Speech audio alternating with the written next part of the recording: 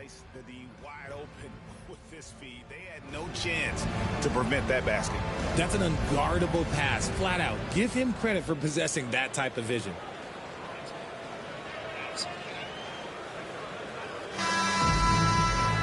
And there have been two very different performances from these teams today as we get going in quarter number 4. Robinson is out there with Duncan. And it's Wall. And it's Gilgeous-Alexander in at the 1. That's the 5 for New York right now. They're going to turn it over. They couldn't get it inbounds that time. Away team ball.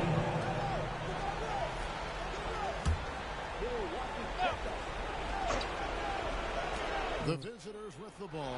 Yo, what's good, Corey? What's good, Jacob? The putback controls the rebound. Nothing much. I'm just grinding out this agenda, and when I get that Dark Matter Premium pack, I'm gonna pop that bitch open. Hoping to get a good Dark Matter out of it. I'm hoping to get Giannis or Hakeem or David Robinson. King James would be nice. I'll take a Kareem. I'll take a Zach LaVine. Takes the 3. But I'm hoping to get a good Dark Matter because I sold like 5 players off of my team. So it's kind of time for me to rebuild the team again. Got a lot of holes, a lot of spots, a lot of gaps to fill in my team. Inside, here's Elijah. So I'm hoping to get a super good Dark Matter. I would love to get Michael Beasley also, and the Dikembe Mutombo would be nice. That's a really nice Dark Matter. I love that card. That card looks really good. Tatum's got his 4th rebound with that last one here tonight. Robinson with the block. But, what are you guys up to? You see why Robinson is the anchor of this defense. Massive wingspan, easily allowing him to turn away shots. Corey, what are you up to, my dude? Oh man, I was gonna open it, but there's no reason for me to open it because I can't play the game for 7 days. I can't go online until next Monday. So I figured, what was the point of me ripping a box or ripping any packs? And that's why I kind of sold my team, because I was like, hey, I can't even run Showdown. There's no purpose to hold on to these players if I can't play for the next 7 days. They're gonna lose their value, so I figured might as well sell them now. But I can't do shit on this game for the next 7 days except for offline shit. So I'm going to be doing a lot of agendas, a lot of breakout board, I guess. A lot of domination.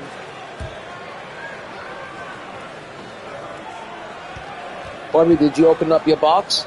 And who did you get? I'm super curious. Did you pull a 100? Anything good? I'm hoping you got something good. That 100 Ben Simmons is looking so nice. And here's Westbrook. I would love to open up a Hall of Fame box and pull that Ben Simmons. That would be awesome. But I'm probably going to have to wait on that till next week. Back to Westbrook. It's tipped. Just 4 to shoot. Irving for 3. Connects from 3-point range. And the Knicks lead by 16. It's funny, I can make my threes in every mode but the part. Yo, what up, Jacob? Jacob, man, what happened to your Cavaliers today? Jacob, I don't want to sound like I jinxed your Cavs, but when I started watching the game, the Cavaliers were up by 15 points going into the 4th quarter. And I was just sitting there rolling a joint, smoking up. And little by little, I was just watching that lead dwindle away. And I started thinking, oh my God, maybe it's me. I jinxed them. I was like, let me stop watching the game in hopes that maybe it would, change their luck, turn things around. But they still lost. They blew it. And it was a major choke. And I can't say that they're not gonna come. They can't come back from this. I don't know if they are, but teams have made it back from 2-0 before. They've made it back from being down 2-0. So it's not out of the realm of possibility, but it's gonna be pretty damn difficult. But I'm hoping they can, make a series out of it at least. I don't want them to be swept because they were one of the best teams all season. They, if not the best team of the season. problem for New York as they get the win. So I'm kind of surprised to see them in this situation. One that was in total control, operating flawlessly. The other just searching for answers that they could never find. I mean, the energy here is just so tremendous. I'm also surprised to see the Timberwolves, after they gave the Lakers such an ass whooping. You know, Anthony Edwards was a little bit of a letdown. For Greg Anthony, Richard Jefferson, and David Aldridge, this is Kevin Harlan. We appreciate you tuning in tonight. But I think the Timberwolves have a pretty good chance of, you know, coming back from it. It's just 1-0.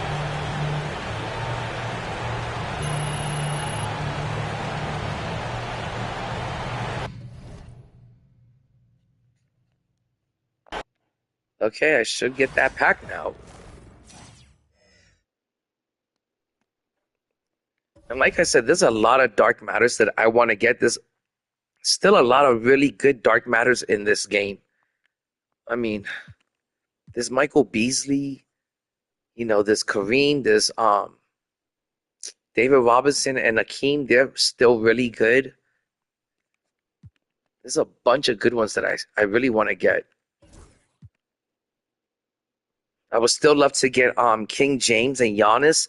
Dark Matter Giannis is still a beast in this game. You know, you can run him at the small forward. I know there's Invincible Giannis right now, but Dark Matter Giannis is still nice with it.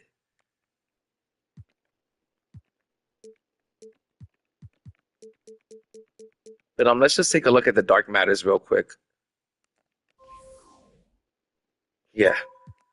I'd even be happy getting somebody like a Gary Payton or a Zach LaVine. But there are so many nice Dark Matters out there still. Some really good ones. I would love to get Giannis. I hear really good things about this Luol Deng. I'm not a big fan of that Lonzo, but I hear really good things about it. Everyone says that this Dark Matter Luka is just as good as his 100 overall, so I wouldn't mind getting this Luka. This Josh Smith is just as good as LeBron James. I had him for a little bit, and he's a really, really good card. I wouldn't mind adding Akeem back to the team. I really miss him. I miss having him on the squad. I want to avoid cards like Scotty Barnes and DeMar DeRozan, but I'll most likely get some trash like that.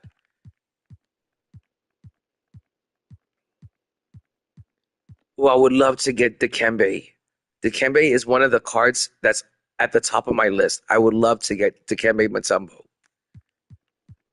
Like I said, if I could get Dikembe, D-Rob, Akeem, Giannis, a really good big, I'll be super happy. Even a Joel Embiid, I'll be happy with Joel Embiid. But there's a bunch of other cards I would like to get at. I definitely wouldn't even mind getting this Luka. Who knows when I'm going to get the 100 Luka? Probably no time soon.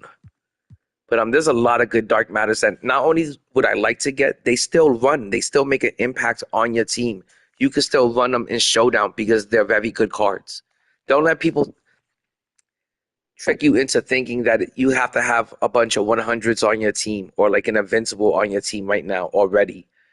You could still run with, you know, a team full of Dark Matters and you'll be fine in Showdown. I still love this King James card. I missed this card. I had to sell him, but I'm going to get him back eventually. His price is going down big time. This, like I said, so many good Dark Matters that you could still run. Even this Aaron Gordon is pretty decent. Now, of course, you want to avoid a Dark Matter like Ray Allen, but and Karl Anthony Towns.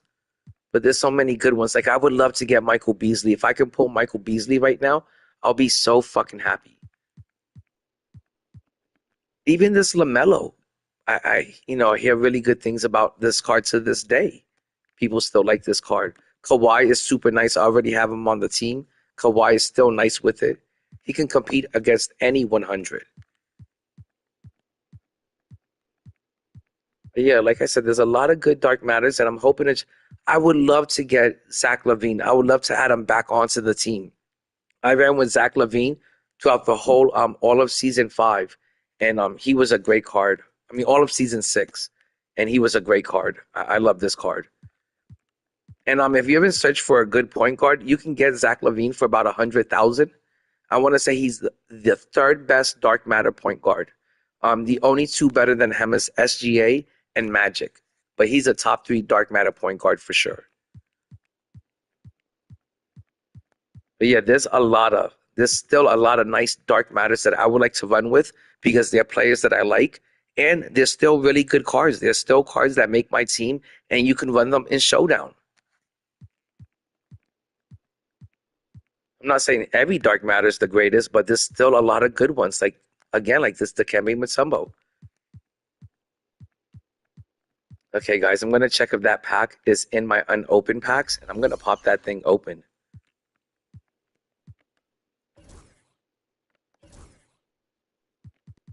Where is it? I could have sworn I did everything. That's odd.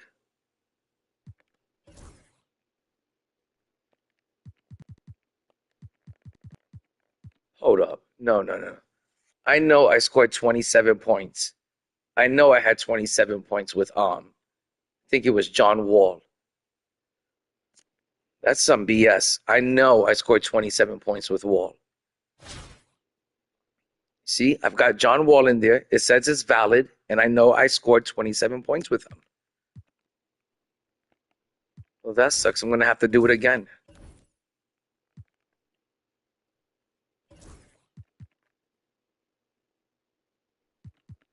I'm going to put in 2 Wizards shooting guards.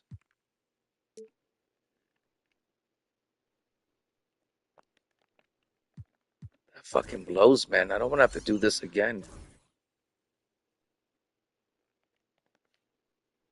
I know I did it. I know I scored 27 points with John Wall. It was such an easy challenge. Well, I'm going to have to do it again.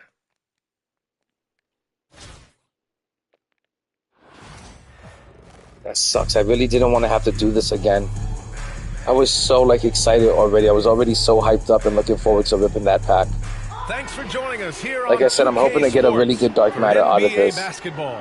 Along with the all-star team of Stan Van Gundy, Grant Hill, and Allie LaForce, I'm Brian Anderson.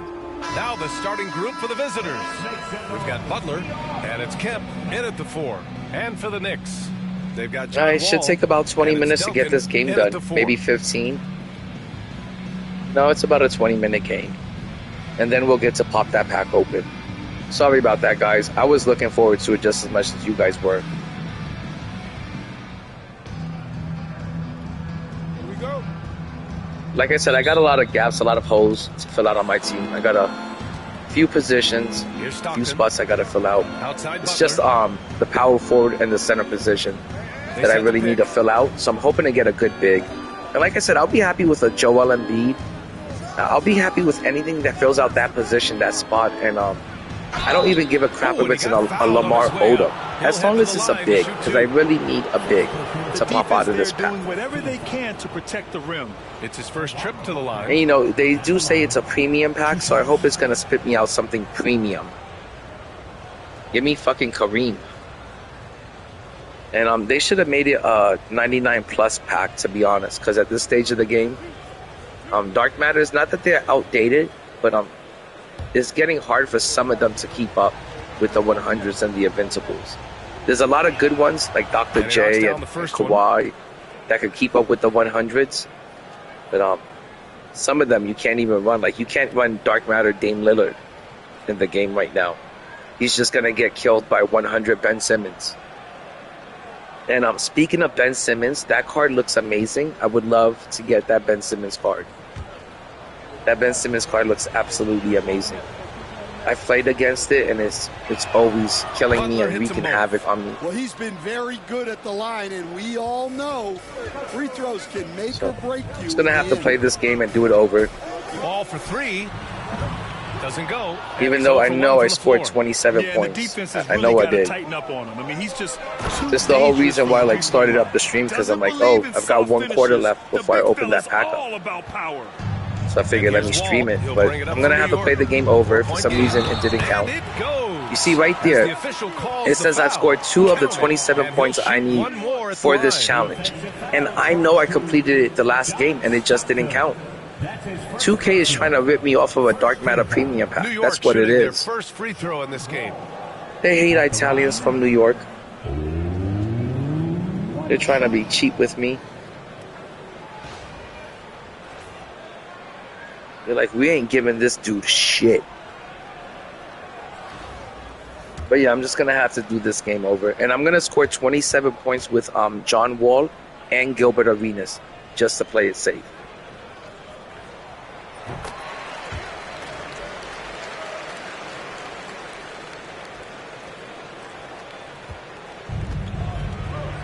But it kind of sucks that I have to do it over. Driving to the basket. Outside Butler. The floater. Pass to Kemp. I tell you, I really kind of don't like playing domination, playing against the computer. It gets Kemp's gotten his second bucket of the game. pretty boring, pretty repetitive. Getting him involved early, and it's already paying off. Yeah, well, his really not much of a challenge. I'm pretty competitive, and I like a good challenge. And playing the computer gets pretty boring pretty quick. Butler can't get it to go. And I got banned from PlayStation Network for a week, so this is gonna suck. You know, just playing the computer for a whole fucking week. 4-3. He drops it from range. And if you guys are wondering why I got banned from PlayStation Network for a week, it wasn't for anything stupid like illegal MC or using a Zen box or something stupid like that. It was for trash talking. Somebody was trash talking me the other day. I was beating them. By like 20 points, and they just kept on trash talking and trash talking. And I was talking trash back. But then after the game, they went and, you know, found me and started sending me text messages. So I was like, fuck that shit. And I started saying shit back. And I guess I must have hurt the guy's feelings. Maybe he was a little too sensitive. He couldn't take the heat. So he went and reported me, and I got banned. But I don't understand how somebody could start an argument with you on PlayStation and be so toxic during a game, and they start shit with you, and then you retaliate back, and you get banned because they reported you. It's, you know, and this crazy part is that's pretty common, like talking trash during a game and even after the game. But I never report anyone. So to that little bitch that reported me, you know, he was just a snitch, and he just couldn't handle it. He was butt sore about the loss, and I had beat him by like 20 points. So now what sucks is I have 8 games. So when before, you know, what up, Block? I have 8 games to hit 60 wins, and I think there's only like 10 days left in the season, and my ban ends next Monday. So hopefully next Monday I can get on top of that and win those last 8 games I need to hit 60 wins. The kick out to Wall. The 3 is up. That shot off the mark. And so it's John Wall making highlights for New York. Hunting for opportunities. You know what, Jacob? I didn't even know, like, you know, about the policies or anything. You know, I knew that, you know, it wasn't good to talk trash on the mic, and it wasn't good to be trash talking over the text messages. But I didn't know their policy was going to include something like getting banned for 7 days, or I wouldn't be trash talking. I would just, you know, shrug it off. It's been a you know, but I kind of got baited into it. I can't stand when people are trash talking and they're losing by 20 points and they're still talking trash as if they're winning and you're the trash player. No, motherfuckers, you're the trash player, and that's why you're losing by 20. That's why you're butt sore, and that's why you're talking trash and trying to bait me in. And I kind of stooped down to his level, and I fell for the bait, and I started talking trash back. New York has possession. He must have reported me, and then the next day, I couldn't even log in for a game. And it says it ends next Monday, so I'm just waiting. Just gonna wait it out. It's like serving jail time. Fast break, here we go. Here's Hensbrough. Oh, it's blocked. It deflects off the backboard. You know what's crazy is that you even gotta watch what you say in like a group chat, or, you know, when you're on the mic and shit. Like, you can't be saying crazy shit while you're at the park just because everyone's being toxic and, you know, talking a lot of trash. The best thing for you to do is just be quiet and not even say anything back, because 2K monitors all of that shit, and PlayStation, you know, keeps track of all of that shit, what's being said on the mic and what's being said in your text messages. So if you say anything stupid, they're just gonna ban you. And I kind of had to learn the hard way. I kind of fell for the bait. Unselfish basketball. I've never been banned before, and it sucks. I got pretty sad about it at first. I was like, but then I was like, fuck that shit. I still got 2K24 that I can play. And then I realized I could still grind out the agendas, so it's not too bad. Yo, what up, Jay? But I think I have 6 days left of this ban, and then I'll be unbanned. But I never thought anything like this was going to happen to me. Well, sharp interior I didn't think I was saying anything that bad, but people are sensitive nowadays, and he reported me after he started talking the trash first while he was losing in the game. And I had to hear him talk trash the whole fucking game while he's down and losing. It's ridiculous. The community is so damn toxic at times. So I learned my lesson, and next time, I don't give a fuck what people say on that mic. I'm not going to be, you know, talking trash back. You're not going to cost me my account or get me banned from the game that I love playing every day for a week or two. So next time I hear people talking shit, I'm just not going to say anything back. It's a 3-point game. And it's funny, it's always the people that are losing that want to talk trash, that want to act like they're good or they're better than you, even though they're fucking losing. I don't get it. It's stupid. And I got caught up in it. 54 seconds left in the second. So now here I am, just I've got every single agenda and challenge done this season, man. Like, I've got everything done. I don't got nothing to do in this game. There's nothing left for me to do, and it's getting kind of boring. But I'm glad that they dropped these new challenges today, because I'm gonna stay on top of them. Now here's Wall. The three. And again, after I get this done, I'm gonna start on the playoff challenges, and that should take me about 2 to 3 hours. So it gives me something to do for the night. Yeah, and the defense is gonna have to respond to that and chase him off the arc. And maybe I'll save part of it for tomorrow just to have something to do.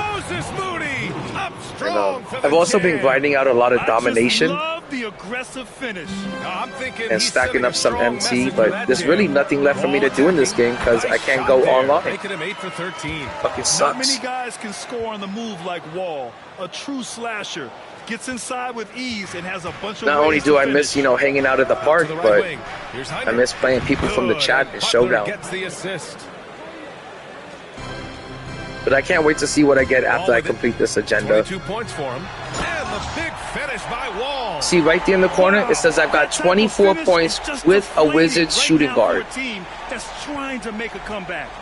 So it better count this time, because I know I did it the last time and it didn't count. Big exclamation point, or maybe even a question mark.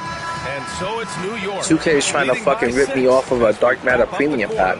That's what it is. But like I said, there's a lot of Dark Matters that still run, and you can still run in Showdown. So I'm just hoping to get one of those Dark Matters.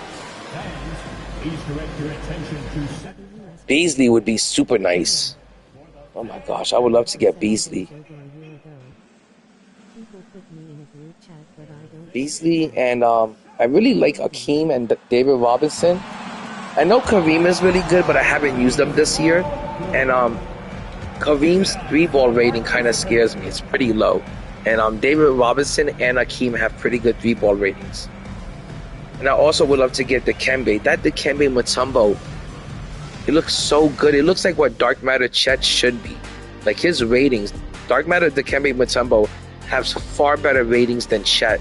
And I bought Chet the other day, and I used them for about 15 games. He was such a huge disappointment and letdown.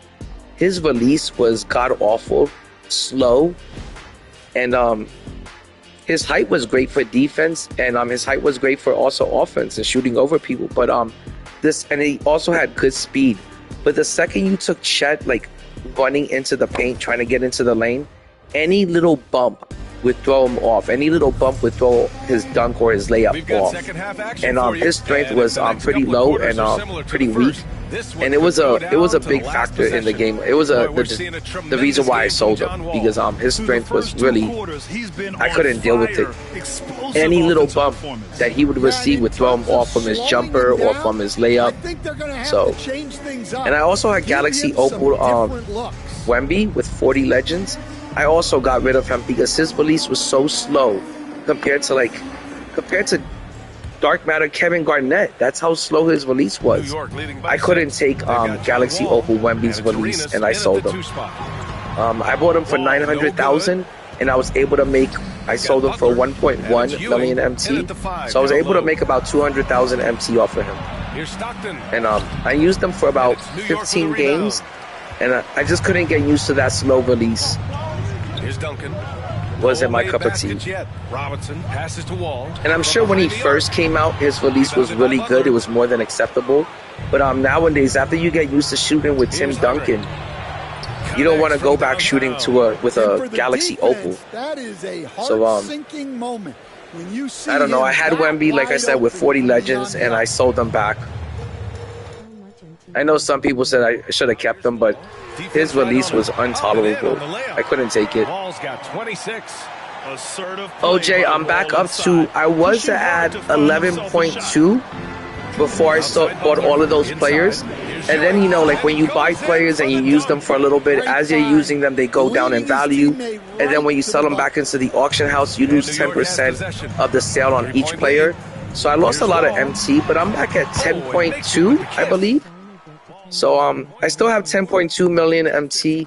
Maybe if Invincible Wemby ever comes down in price, you know, to like 10, 11 million MT, I could easily buy him then.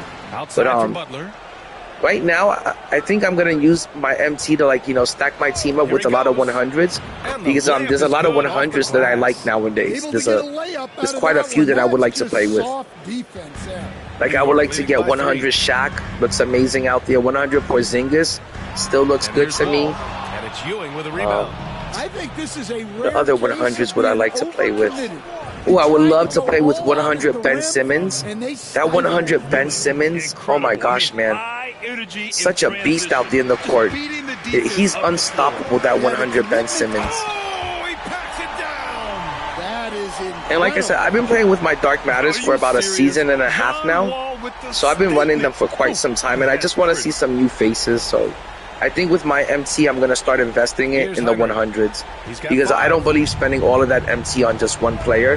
And I don't want to spend all of my MT just to get one invincible player like Giannis or Dr. J or Wemby. I don't even think Wemby's worth the MT. But I noticed that Dr. J is coming down in price. Invincible Dr. J is coming down in price big time. And that's because everybody's using their MT to get Invincible Wemby. Let's go with a three. But I also think Invincible LeBron James is coming out this week. That's who I think is coming out. Jay, you're going to make it eventually. One more pack opening, if you just do like one more small pack opening, you'll hit that 10 mil. And it feels good to have double digits, you know, MT. It feels good to have that much MT in the bank. It feels good knowing that you don't have to do a pack opening to get the card you want. It feels good knowing that you can just go into the auction house and, with the exception of Wemby, get any fucking card you want out of that auction house. So, that's a major dub, my dude. Major dub on that. Congratulations on that. It's not easy saving 10 million MT. It takes a lot of grinding. It takes a lot of patience. And it takes a lot of willpower to save that up and not go out there and spend and, you know, buy things that you want out of the auction house. So that's a huge W right there. It took me forever to get to 10 mil. It took me 6 seasons to get to 11.7, and that's when I felt comfortable like spending and, like, you know, buying players that I wanted out of the auction house, and I didn't mind losing a little bit of MT here and there. You're always gonna lose some MT with this game. The game is built like that, you know. The algorithms, you know, they're programmed to get as much MT, you know, possibly back from you. So if you lose some here and there, that's not a big deal. As long as you get to 10 mil and you can stay above 10 mil, you know, that's great. Fires for three. Nails it from beyond the arc. Arenas has gotten himself going. But when these 100s come down in price a little bit, which by next week when my ban ends on next Monday, I'm going to start buying and investing in the 100s. I really, you know, it's time to upgrade my team. I know a lot of people don't even like that 100 Patrick Ewing, but I would give him a try for the price. I would also give Clyde Drexler a chance for the price. James Worthy is also another affordable, cheap 100 that you could add to your team. Give him a try. See if he'll help your team out. See if you like the card. Test him out. But those are 3 100s that are cheap and affordable that you can add to your team, and I'm sure it's going to make a huge difference. But I think by next season, you're going to have to have some 100s on your team. It would be pretty difficult to just run a team full of dark matters because everyone is stacking up their team with 100s right now. That has to be one of the easier shots I've seen tonight. An unorganized and I would have some 100s on my team, but I don't like it that 2K hasn't dropped a Hall of Fame box that guarantees you a 100. For $100 for a Hondo, they can guarantee you a 100. Come on, 2K, it's a digital card. The game has got like 3 seasons left before the new before NBA2k25 comes out. You can give us a free 100 at this stage of the game, or you can give us a 100 for $100. So I wish that they would put a Hall of Fame box that would guarantee a 100. But I think next season they're probably most likely gonna be dropping Hall of Fame boxes that have a 100 in it, or an equal chance at an invincible. And I would love to see that.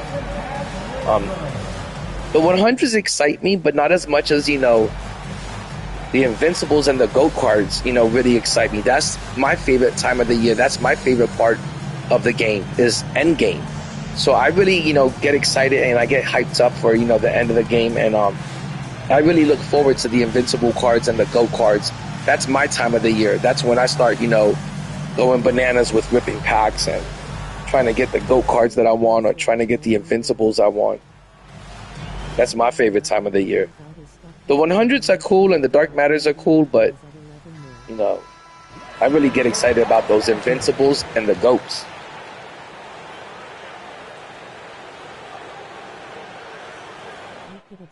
Oh, Jay, you are so right. No, you're so right, Jay, and I can't even argue with that.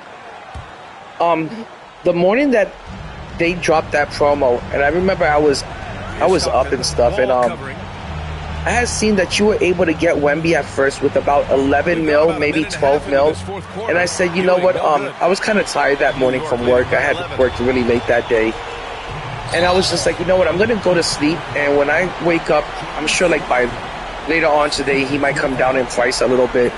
I said to myself, he's not gonna stay at 11 or 12 mil, forever, and I thought he was going to come down in price, and I hesitated on getting him. And I remember when I had woke up, I saw that he was at 14 mil, and then he started selling for 17 mil, and then he started selling for 20 mil, and then he even went up to 22 mil.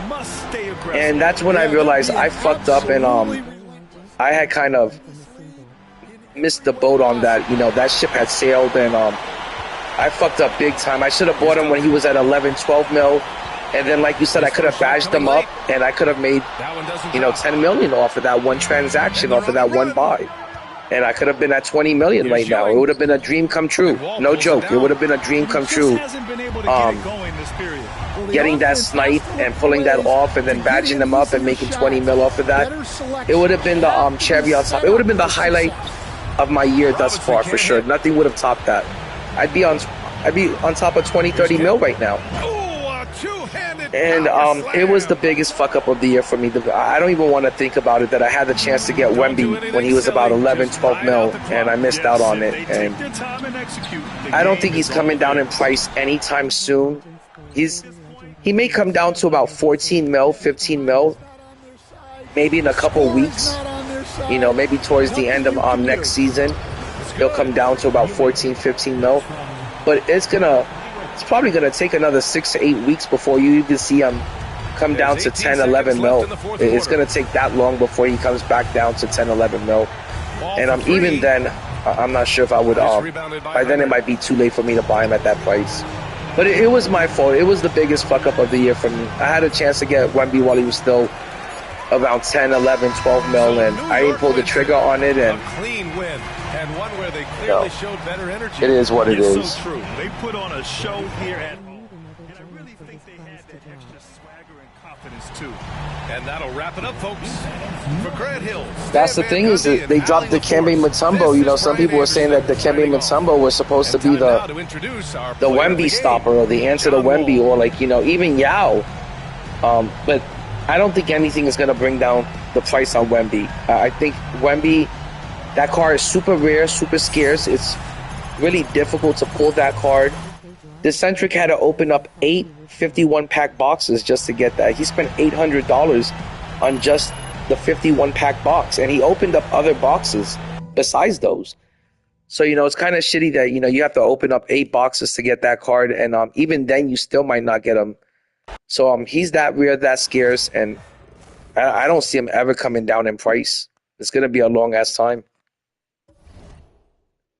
Might even be towards the end of the, you know, the lifespan of the game. Oh my God, this is a 99 plus overall premium pack. So I do have a chance of getting a 100 overall out of this pack.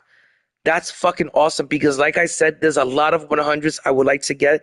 There's still a lot of dark matters I would love to get. Like I said, I would love to get King James, Giannis, Akeem, D-Rob, Zach LaVine, Kareem. Those are the dark matters that I would love to get. Beasley's another card I would love to get. But if I can get a 100 overall out of this, I don't care which one it is. I'll be happy with any sort of 100 overall being added onto my team. So if I can get a 100 overall out of this, I'll be ecstatic about that. Oh my God, I'm so happy. I didn't know it was a fucking 99 plus premium pack. That's fucking awesome, man. Okay, guys, I just want to take a look at the auction house real quick before I open that pack up. Only got Paolo still trying for Wemby. Oh my God, that would be awesome if I could pull Michael Jordan. I just want to take a look at the Dark Matters real quick before I open that pack. Because I have a feeling it's going to be a Dark Matter. But like I said, there's still a lot of Dark Matters that I would love to get and add on, you know, to my team and into the collection. I would love to get King James. I'd be real happy with James Harden. I think that's a good card. This Zach LaVine card, like I said before, this is a top 3 dark matter point guard in the game. The only 2 dark matter point guards better than this card would be SGA and Magic. This is definitely a top 3 dark matter point guard. I would like to get this Luka. Some people say that this Luka, this dark matter Luka, is just as good as the 100 Luka. So I would be real happy with this card. Oh, you're right, Glock. I would love to get point guard LaMelo. That's a really good card. I see a lot of people cooking with that card. I'd be really super happy with that card also. I would be super ecstatic and happy to get Beasley. I hear he's probably the best offensive dark matter card available. I want to say this is probably the best dark matter card available. Him and Dikembe Mutombo. Those are probably your 2 best dark matters left in the game. This Josh Smith is really good, so I'd be happy to get this card. If I got this card, I wouldn't need to get King James. I also hear good things about Luol Deng, but he's not my cup of tea. I wouldn't want this card. I would love to add Giannis back onto the team. Giannis at the 3, this dark matter Giannis at the 3 is still a beast. I know there's invincible Giannis out, but fuck, ain't none of us gonna get invincible Giannis. Ain't none of us got the 6 million MT to spare on one player. This dark matter Giannis is just as good and just as amazing to run at the 3. I would love to get this card back on the team. I hear Bobo is really good. But I really want to get one of the really good dark matters. Like I said, I'll be happy with King James, Giannis, Zach LaVine, Akeem, D-Rob, Kareem. One of those 6 players. I hear Tim Thomas is good, but I can't say I want to run with Tim Thomas. But I hear he's really good. I hear good things about him. And I wouldn't mind getting LaMelo. I also wouldn't mind getting LaMelo. Or Luka.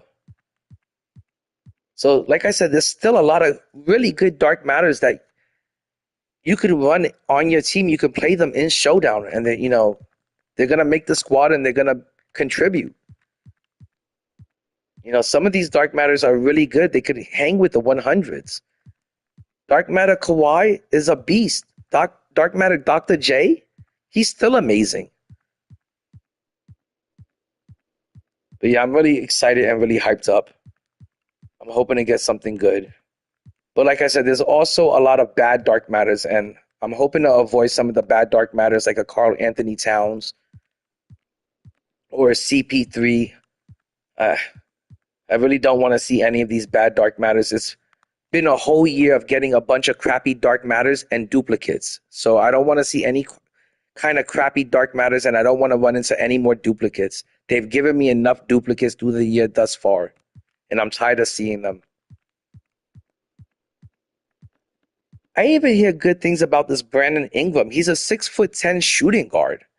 So like I said, there's a lot of good dark matters out there that could definitely make my squad. Even Gary Payton, I would love to run GP or Ron Artest. Those cards are still really good. Lonzo is still really good. Okay, I want to take a look at the 100s really quick.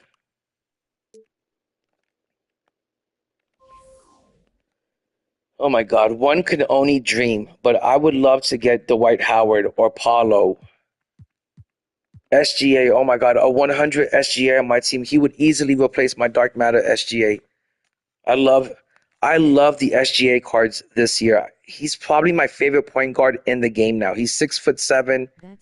I just love running SGA. He's my favorite point guard of the year so far.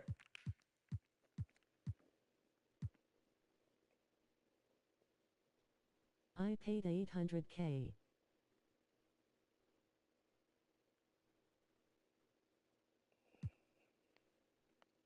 Oh, Locke, you're so lucky to have Beasley. I would love to have Beasley on my team. I hear a lot of people say that Beasley's even better than Dark Matter LeBron James. I'm not sure about that. I love running Dark Matter King James, but I know a lot of people that swear by Dark Matter Michael Beasley at the 3. I would love to have him on the team. Yeah, Dwight Howard is at $1 million. I would really love to get on Ben Simmons. I think this has got to be the best point guard in the game that you can get right now. And of course, his stats look amazing. All of the 100s, they all have amazing stats. But what's great about Ben Simmons is he's 6'10", playing the point. He looks like Giannis out there running the point guard position. That's how big, that's how tall, that's how strong he looks out there. He looks huge out there, like he's massive. He could switch. He could play from the 1 through the 5 on defense. So he's really good on the switch ups. But I would love to get this Ben Simmons card. I think this is the best card, one of the best cards in the game. I think the only card in the game better than this is just Invincible Wemby.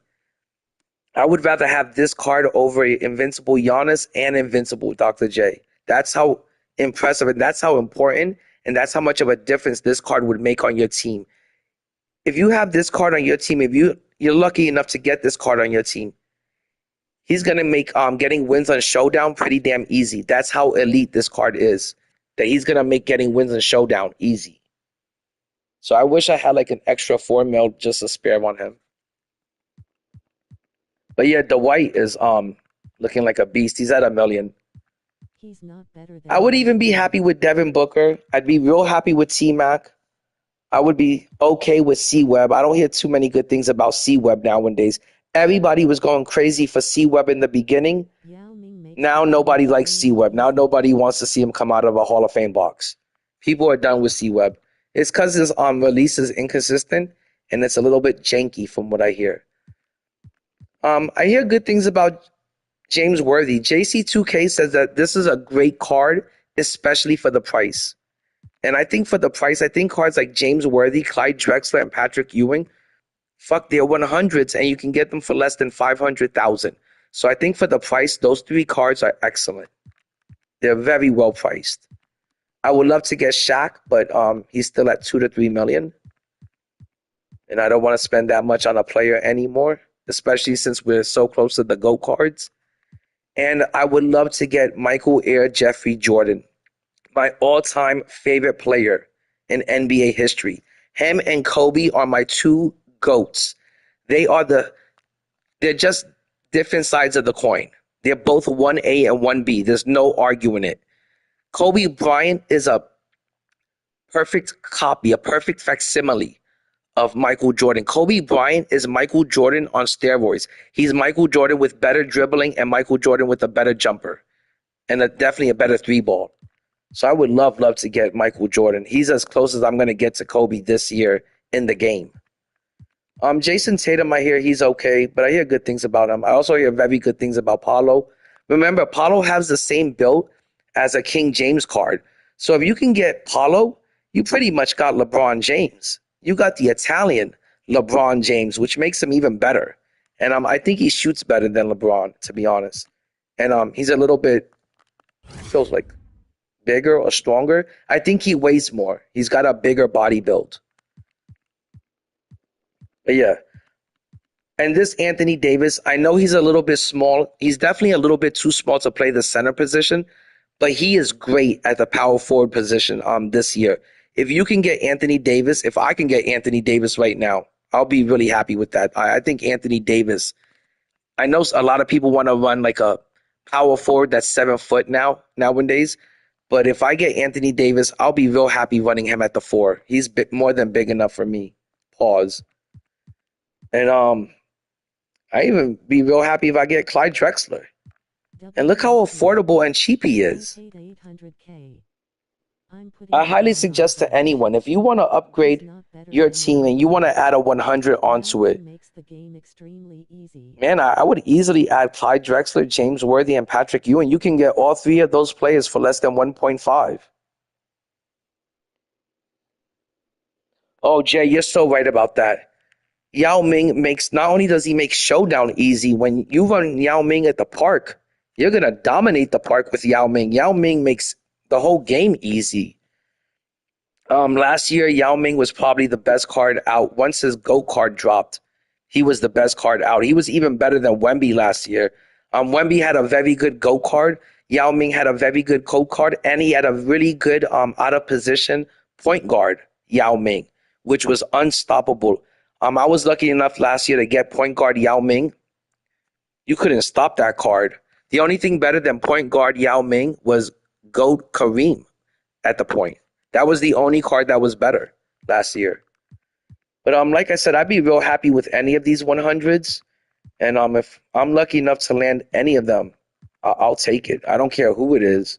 I don't care if James Worthy pops out of this pack. I'll be happy with it. All right, let's go pop this pack open and see who I get. Guys, if you could do me a favor, if everybody could like up the stream and bless me up with some good luck, I would really, really appreciate that. I would really appreciate that from you night owls. Glad you guys are hanging out with me because I'm also a night owl.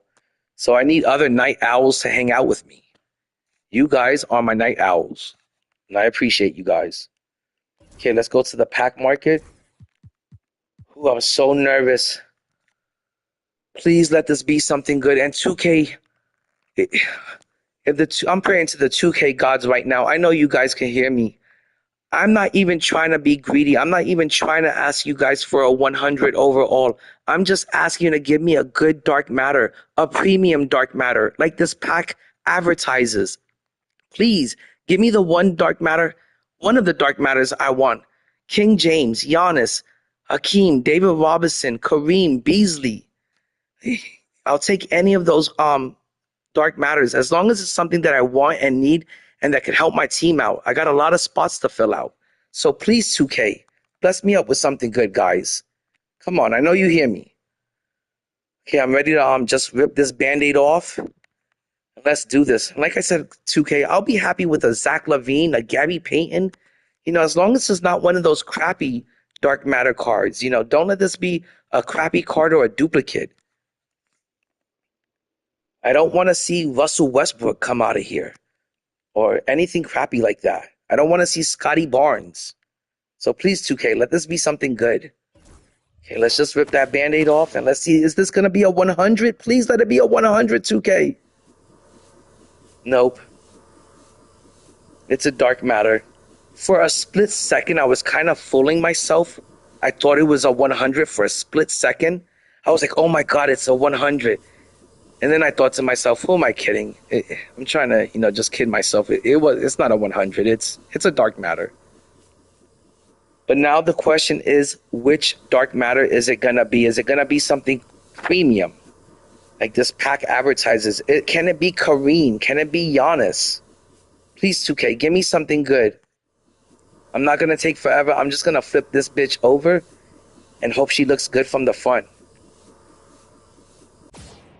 Okay, please let this be something good. Everyone, cross your fingers and like up the stream. Please bless me up with some good luck. Okay, it's from the West. It's a 98 driving layup. I have no clue who this could be. Oh my God. It's a duplicate. What a waste of fucking time. I did these agendas for 5 fucking weeks. I can't fucking believe it. Get the fuck out of here, Sean Kemp, with that goofy ass fucking grin on your face. Motherfucking bastard. Fuck, man, I can't believe this shit. What a huge fucking letdown. To grind out those agendas for 5 weeks, a 5-week grind on those agendas to get a fucking duplicate. Like I said, I would have been happy with anything. A LaMelo, a Zach LaVine. Fuck, at this point, I would even take Russ. But they had to give me a duplicate. And like I said before, that's all 2K's been giving me this year out of packs. It's been nothing but a bunch of duplicates and crappy-ass cards. And here's another one. Man, that fucking blows. That sucks donkey dick. Took 5 weeks to complete all of those challenges for nothing. All for nothing. This is a huge, massive L on this fucking grind. What a waste of time. Well, let's put them into the exchange and let's get ourselves a legend badge. Well, that sucks. Let's see what legend I get out of this. Hopefully it's a good one. Basically, that 5-week grind was for a badge. I wish they would just advertise that instead of advertising that you're going to possibly get a 100 and get your hopes all, high for nothing. Post lockdown, I guess that one's okay. It's nothing too special. That fucking sucks.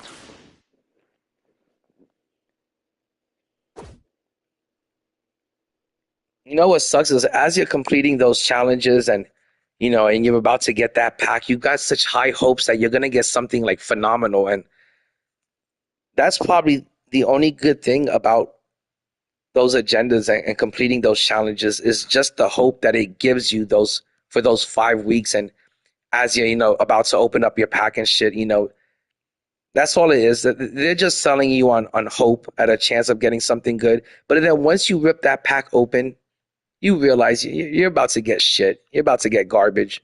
You're about to get trash. And I had a bad feeling it was going to be a duplicate or... I said it earlier. I knew it was going to be a dupe. Been fighting the motherfucking Clone Wars this year. That's how many duplicates I've gotten. I've got 4 boxes. I'm kind of saving these to open up for... I guess maybe next Monday when my band gets over, I'm going to open up like either a 51 pack or a Hall of Fame box, and then I'll open these up for that pack opening. But I'm going to just kind of save them. I got 5 of them. Okay, well, it's time to start grinding out these playoff agendas. It's so shitty that you go from one, stack of agendas to another stack of agendas in hopes of getting something good. But you never know. Like I said, most of the time you get shit on and you get crap. You get garbage like I just did. But they swear for these agendas that you're going to get an invincible. So I'm hoping that we do get like at least some sort of good invincible out of this. Because completing all of these challenges, they're not like agitating or annoying. They're just really boring and very tedious and time consuming. It gets really repetitive doing all of this shit. They're all the same challenges, every single one. And I did all of them for round 1. And I guess, I got nothing else to do, so I'm just going to do round 2. The shitty part about these challenges is round 1, after you used to complete one, you would get 2,000 MT. For round 2, instead of it going up, which you would figure that they would give you more MT because, we're in round 2 now. But instead they went backwards, and now for round 2, when you win the 3 games, you only get 1,500 MT, which I think is really sad from this company that, they even take something like that away from you. They're like, oh, no, We gave them way too much MT in round one. They were able to stack up 32,000 MT off of completing all those challenges. So now they lowered it to 1,500. That's so sad. But yeah, I got to get started on all of this.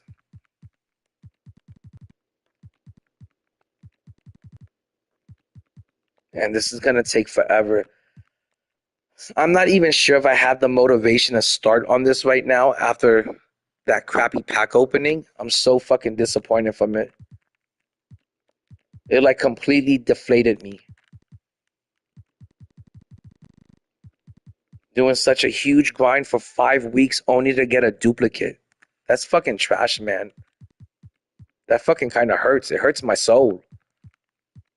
2K gods could not bless me up with anything. Okay, let me see what this is.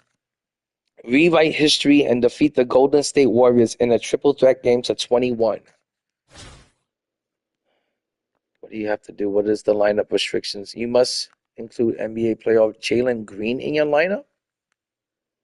Okay, let me make sure I have Jalen Green. I'm pretty sure I do. I hope I didn't trade any of those cards away into the exchange.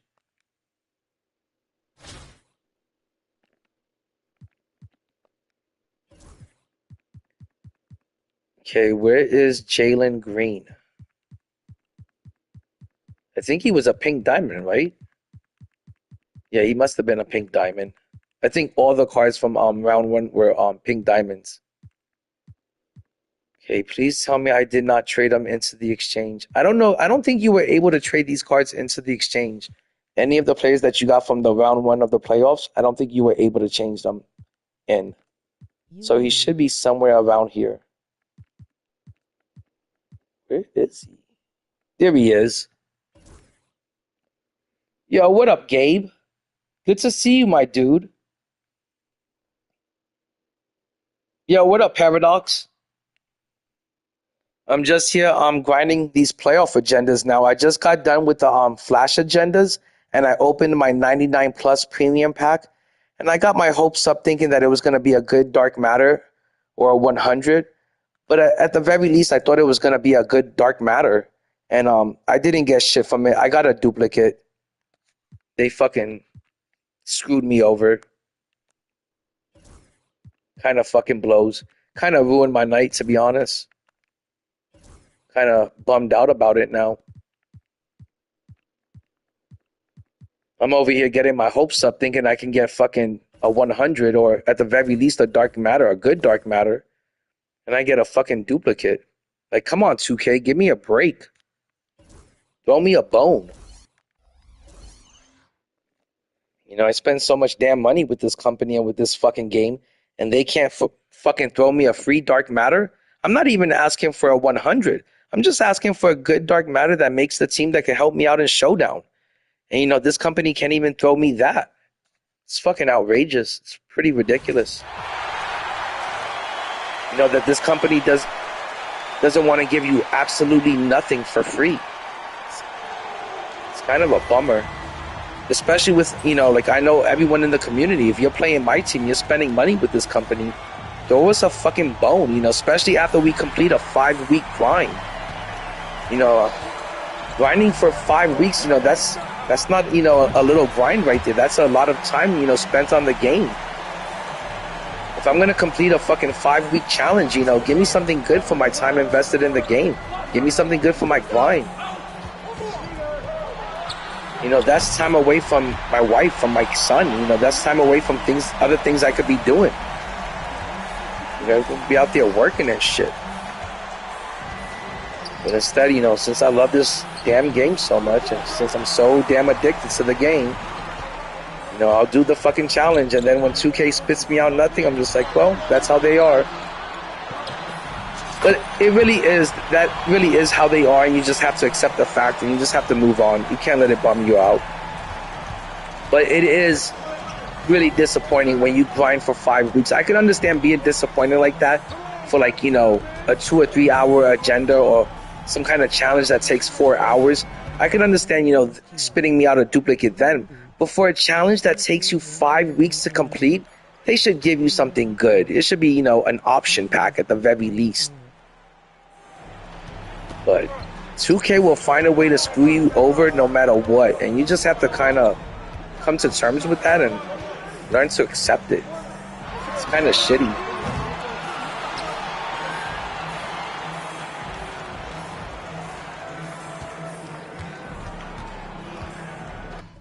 Oh my God. No way, Paradox. You pulled 100 Ant-Man. Oh my gosh, Paradox. You're so lucky. Man, Paradox. I don't even have a single 100 on my team yet. Paradox, don't ask me to play any 5v5 anytime soon. I don't have a team that can compete with your team anymore, man. Congratulations on pulling Ant-Man. That's a huge W. That card is really good. I hear nothing but good things about that card.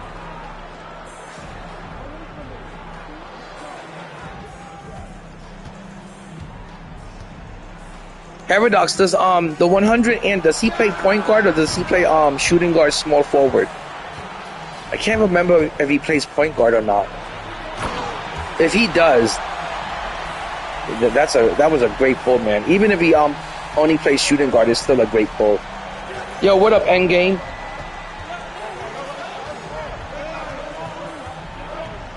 Oh, nice. Yeah, that was definitely a nice pull then. Ant-Man at the point is elite. He's got a really wide body build. He can guard. He's definitely gonna be able to guard any point guard in the game and post them up, with the exceptions of Ben Simmons and maybe SGA. Those are the only 2 point guards that he's gonna have problems with on the defensive end.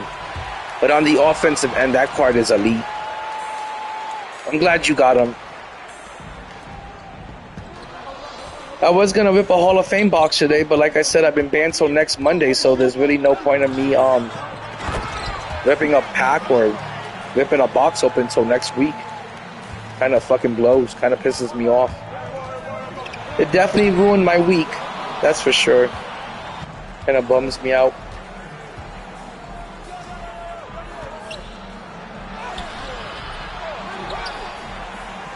And then I was gonna open up that 99 plus premium pack that you can get from the festival, but now I have a bad feeling. Even if I open that or the one up in the there's one on the mobile that you can also open up. It's a Dark Matter Premium Plus pack. I'm pretty sure they're gonna give me nothing but a duplicate now, so I'm not even gonna waste my time opening those 2 packs up.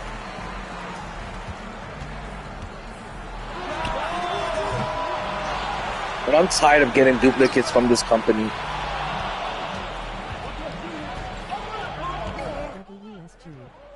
Just completely ruined my night.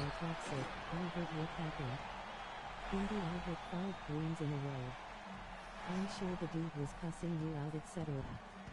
Rip on him.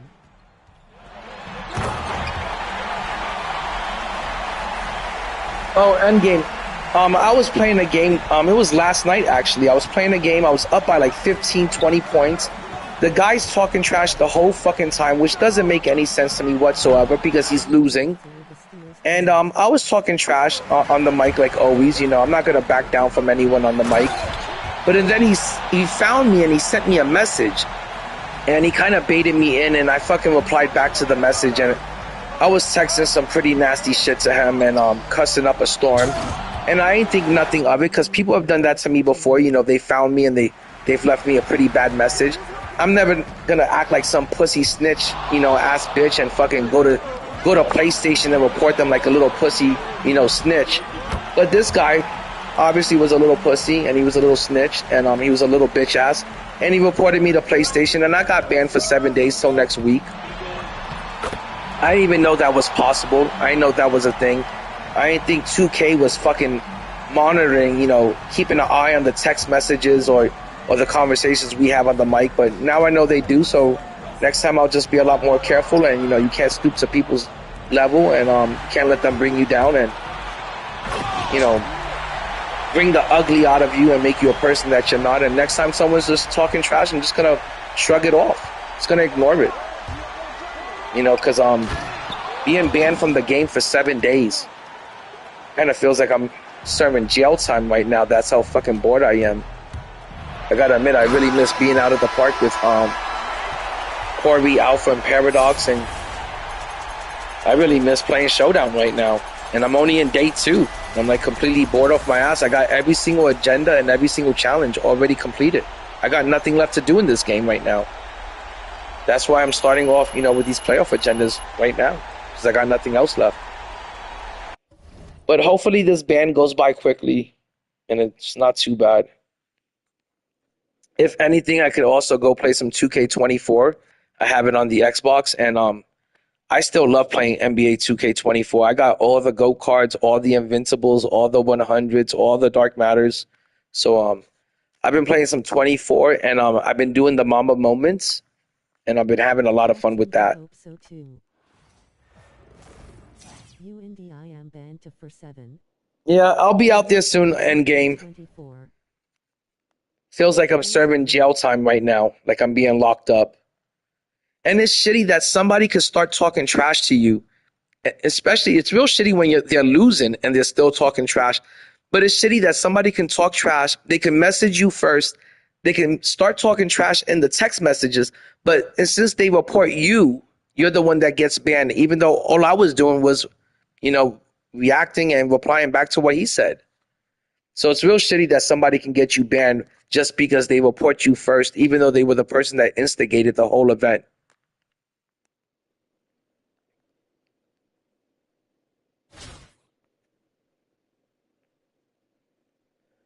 Okay, I got to put Steph Curry in here next. Can I use my Dark Matter Steph Curry for this, or do I have to use the playoff one? I guess you got to use the playoff one.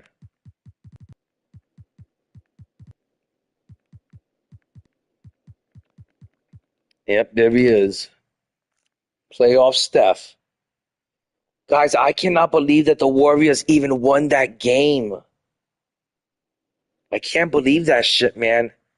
You know, with Steph being injured and I think there was one other person injured too, but I can't believe the Warriors won that. I have a feeling that the Warriors are going to end up in the NBA Finals. And I think it's going to be the Warriors in the Finals. And I can't believe the Cavaliers today. That Cavaliers game was so good. It's been the best game of the playoffs thus far. I can't believe they were up 15 points going into the fourth quarter, and Jacobs Cavaliers choke under the pressure. I mean, they just blew that 15-point lead. I was just watching that lead dwindle away as the quarter was ending, and like, I can't believe they lost that game. It was a crazy-ass game. Yo, what up, Matthew? Matthew, what did you get banned for? Don't tell me you've been out there talking trash.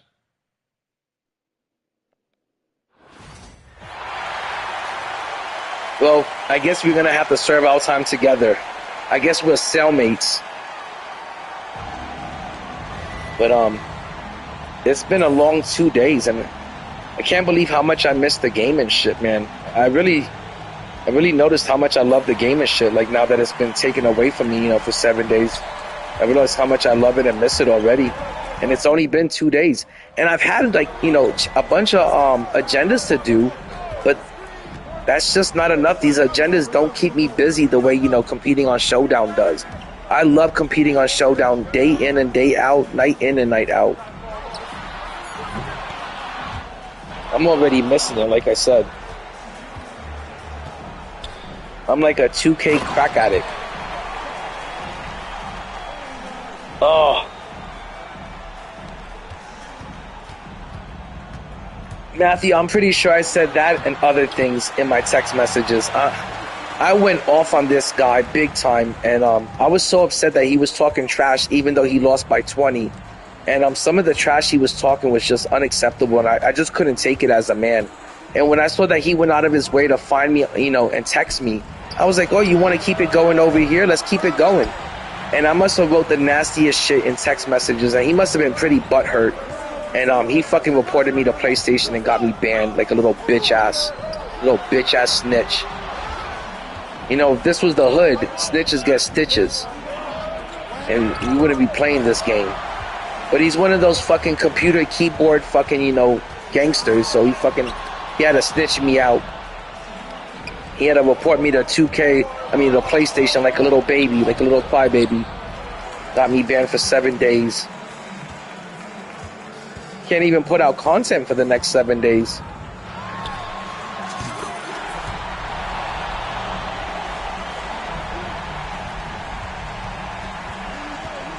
Can't do any online gaming until next Monday.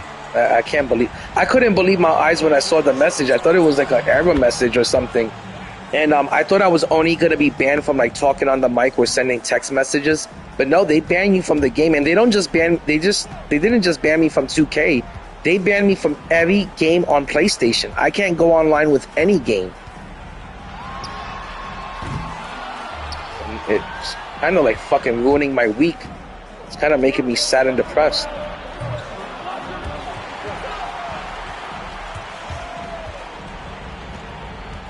So now I'm just over here grinding all of these challenges, trying to complete them. They're all pretty easy, pretty boring. Just real repetitive and tedious, real time consuming. But there's nothing fun about these agendas. If I don't got anything left to do tomorrow, I'm going to start on the breakout board, and I'm hoping the breakout board is going to be some kind of fun. But I'm so tired and bored of domination. Domination, man, that really feels like jail time. Domination is mind-numbingly boring.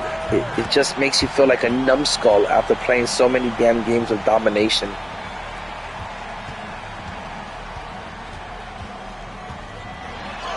None of those games are competitive or challenging.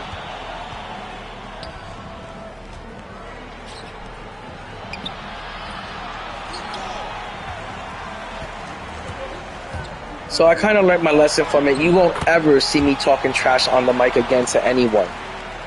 You won't see me fucking chasing you down in text messages and like sending you some nasty shit. Fuck that. I don't want to ever get banned from the game again.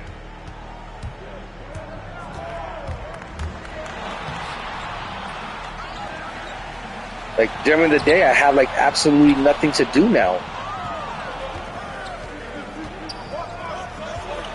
It's like I can't do any gaming whatsoever.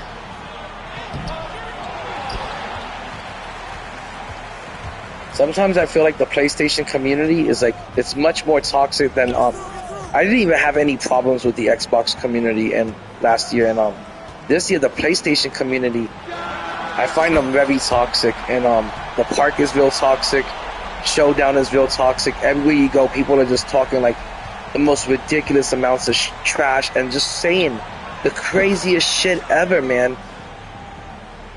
Like shit that people wouldn't say in real life to your face because they get popped. But over the fucking mic, people want to say the craziest fucking shit. And it's just because, you know, it's over the mic. People wouldn't be acting like this in real life or face to face. But on the mic, people want to fucking pop off with the craziest shit ever. And I ain't gonna take it. I can't let nobody get away with talking trash to me, you know. So for now on, I'm just gonna mute my mic and play in peace. Which is shitty because, you know, I kind of play the game to make like, you know, some 2K friends and, you know, people that, you know, have the same likes and interests and shit, but that's like practically impossible to do.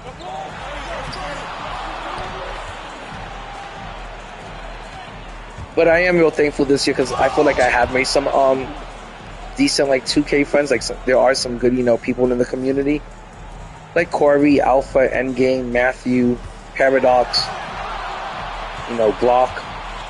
So I'm real happy that I've made some really good friends, you know, in the 2K community. Oh my gosh, I just lost this game. I was not paying attention. But I feel like you meet like one good person out of like for every 10 to 15 crappy people that you run into that want to just talk trash and say the craziest things ever.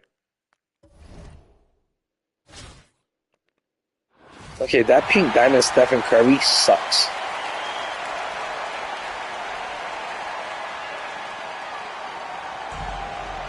But I gotta lock in for these challenges because I got nothing else to do. I hope we get a good invincible out of this. I would like it if we can get like an invincible SGA or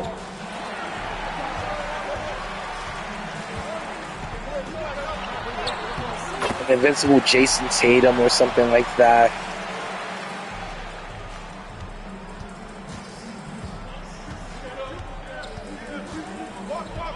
I definitely don't want to see the Knicks win. I don't want us to end up with an invincible Brunson or Karl Anthony Towns. I don't want to get an invincible Karl Anthony Towns.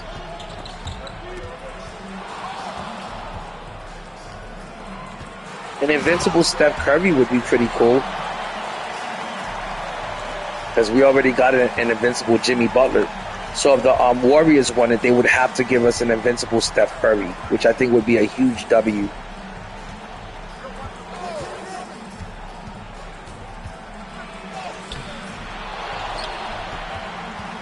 But they better give us an invincible because these are a lot of challenges and they're super repetitive and boring. When I say tedious and time consuming, that's all these agendas are. They're not fun. I kind of fall asleep on them if I didn't have the chat hanging out with me.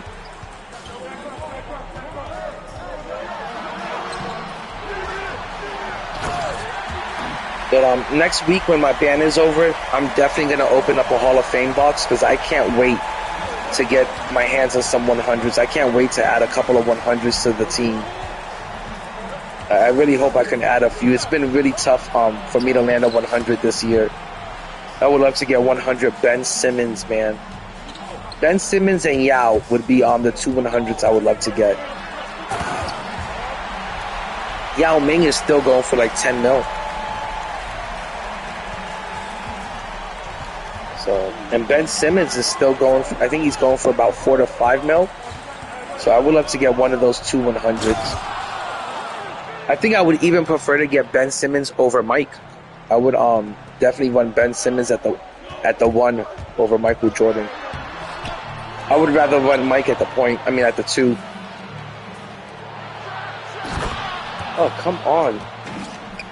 This little fucking pink diamond Steph Curry is getting burnt on defense.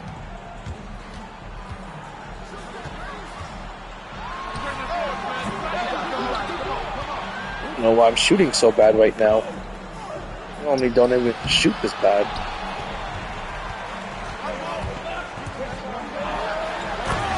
You know what I always say, if you're not having a good shooting night, just take it to the hole. Shit, 2 points is still gonna win you the game. People act like nowadays all you can do is just shoot threes in the game. Nope, you can also get 2-pointers. 2-pointers will also win you the game, guys. That's one thing I don't like about Triple Threat Park. Everyone that plays Park, everyone that's out there at the park thinks that the only thing you can do and the only way you can win a game is just by jacking up threes, and that's not true.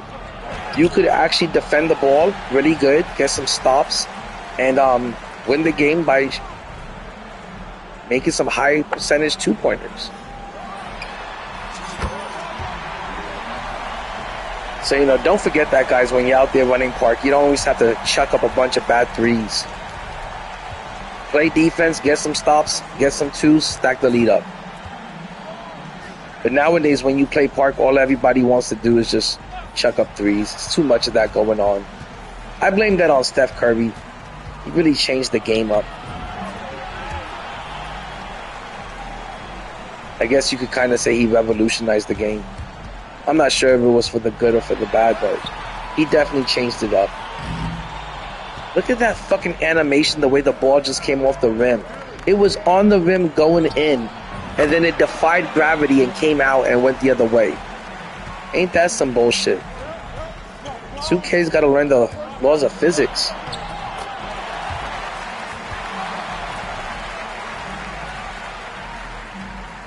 But thanks for hanging out, guys. And if everyone could like up the stream, I would really appreciate that. Really would appreciate that, fam.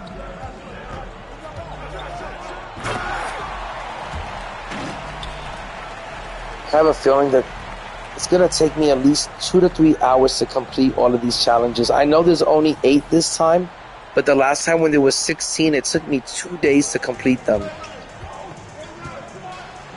But, you know, I was also playing Showdown at the same time.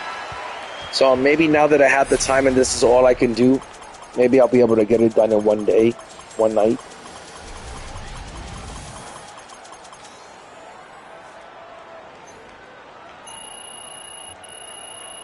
But yeah, there's nothing fun. And I don't understand why 2K can't make these agendas fun. Like, how hard is it to make some of these, like, agendas fun? It can't be that hard, 2K. Last year, the whole game was fun to me. Every single agenda, every single challenge, all of them. Extremely fun to me. And I don't know why they can't do that this year. Oh, we got an option pack? Let's go see who's in that real quick. Let's see what's in this option pack. Let's see what our options are going to be. Oh, that's awful. I thought it was going to be players. Okay, I'm going to go with... I guess I'm going to go with the jersey because I want to say that's the most valuable thing in here. And I'm hoping I could turn this into MT either by adding it into the auction house or maybe doing a quick sell. But I hope I can, like, you know, turn this into MT. That was kind of whack. Indy, I'm so close. This gonna be my first time ever hitting 10 mil MT.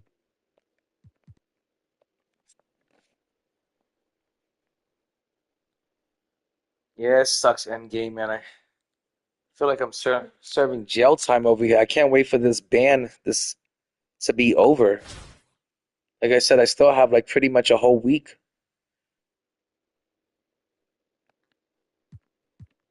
Okay, defeat the Houston Rockets in a clutch time game and block 1 shot as a team. Okay, that's not too bad. Oh, and 2 additional Warrior players in your lineup. Okay, I gotcha.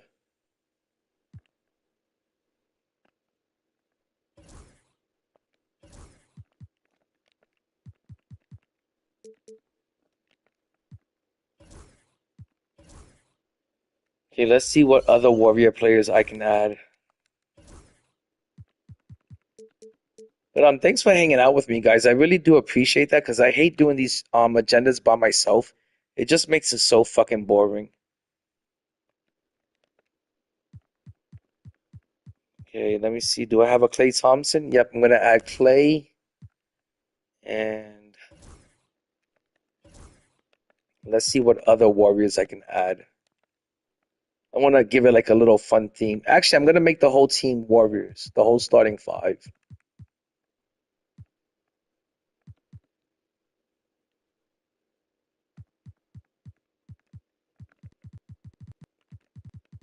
I'm gonna put some J Rich in there.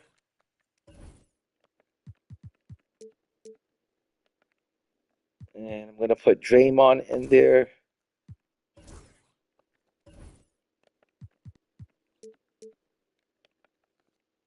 Let's see, do I have a Warrior center that I can use?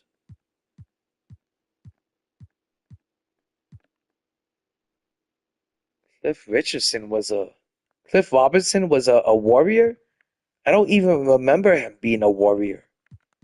I guess somewhere in his career he must have got traded to the Warriors. I really don't remember that though.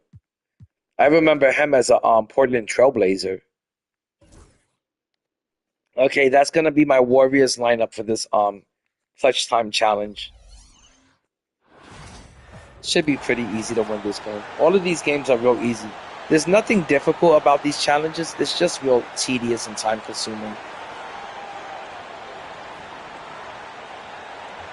If you're trying to complete these, you should be able to complete them your first time around. There's nothing difficult about them. It's just, you know, it's just boring.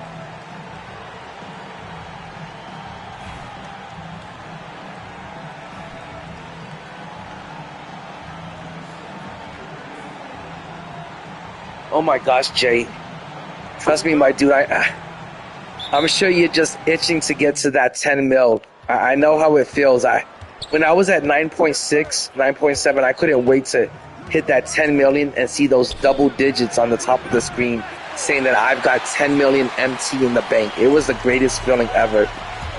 It was even better when I was at 11.7, and I was so close to 12 million MT. But I was like, hey, I've got 11.7 I've got 11.7 million MT. I've got a little bit of MT I could spare, and I just thought it was time to splurge. And like I said, to me, I had the best dark matter team that MT was able to buy. I had King James, I had Akeem, I had David Robinson, I had Galaxy Opal Wemby on the team, I had Giannis. I was having a lot of fun with that team. I really didn't want to sell that team and let go of the team, but I wanted to recuperate my MT and make it back. And when I was done with the season, when I got hit with that ban, I sold all of my cards and it got me back to 10.2 million MT. So I'm real happy being back at 10.2. It's not 11.7, but I'm real happy being at 10.2. So as long as I'm anywhere, you know, back above 10 million, I'm good. Okay, let me rematch this. I was not paying attention.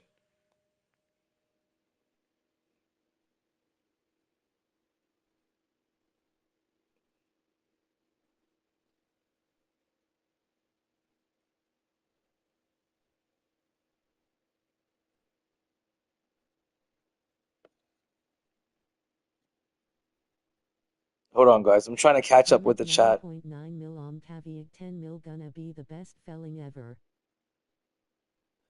Okay, if he gets a GOAT, he would be the best card in the game. Wemby's better if Yao gets an invincible. Yo, what up, ref?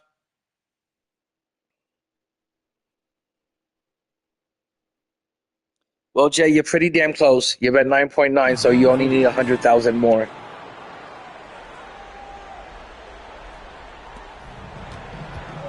But I really highly suggest, Jay, for you to hold on to your MT, because like I said, GOAT Yao Ming is coming out soon. GOAT Wemby's going to come out soon. Those cards are right around the corner, and you don't want to spend all of your MT on just one card right now, especially when the GOAT cards, you know, the endgame cards are coming out pretty damn soon. I want to say that the GOAT cards are going to come out next season. So don't spend a dime of that, because the second you spend a dime of that MT on a player, 2K is going to find a way to finesse you out of some of that MT when you resell that card. So, you know, once you hit 10 mil, if you're going to buy a card, be prepared that when you resell it, you're going to lose out on some of that MT. You're not going to be able to recuperate and get back all of that MT you spent on that card. So if you don't want to lose any MT afterwards, I suggest you don't buy any cards, and you just use your lock-in cards for Showdown. And don't ever use your MT for ripping packs. That's the biggest waste ever.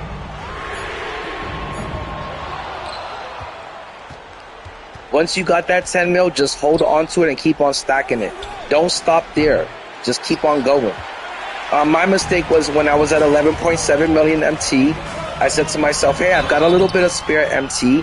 It's time for me to splurge a little bit and buy some cards and go shopping. And I thought that I was going to be able to recuperate every single penny that I spent on those cards. Because I was like, hey, I'm going to also badge them up with the Legends. And I was able to recuperate most of the MT I spent on the cards I bought. But for example, like Giannis. I bought Giannis for 600,000 MT. I only got back 300,000 MT because Invincible Giannis came out. But King James, I spent 580 on King James, and I was able to make I think it was like 700,000 MT because I sold them with 36 Legends. So sometimes it's kind of hit or miss. Sometimes you'll make your money back when you go to sell that card back into the auction house. You'll be able to recuperate all of it. But sometimes you're going to lose out on some of that MT because 2K does take 10% of every sale. So now that you hit 10 million MT, don't spend it. Don't start splurging. Just keep stacking it. Keep stacking it until the GOAT cards come out. And if anyone tells you, hey, what are you doing with stacking all that MT? The end of the game is already here. Be like, nope. Be like, I'm waiting for the GOAT cards. The people that tell you to start splurging now are the people that are jealous that they don't have 10 million MT stacked up. So don't go crazy, don't go bananas and start splurging. Just hold on to it, keep stacking it until those goats come out. And then when those goats come out, you're going to be happy you have all that MT. You're going to be happy you have so much because you're going to be able to get yourself a GOAT card.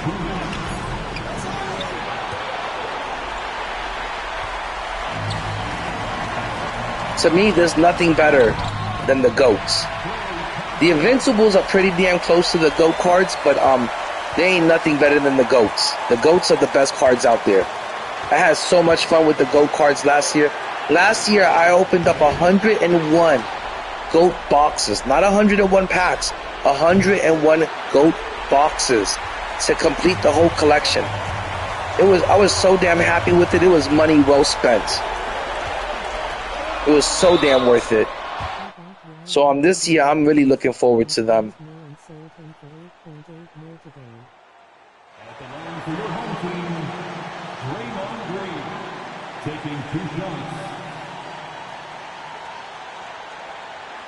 That boy, yeah, when Wemby dropped for 6.5 mils. That's a good flip.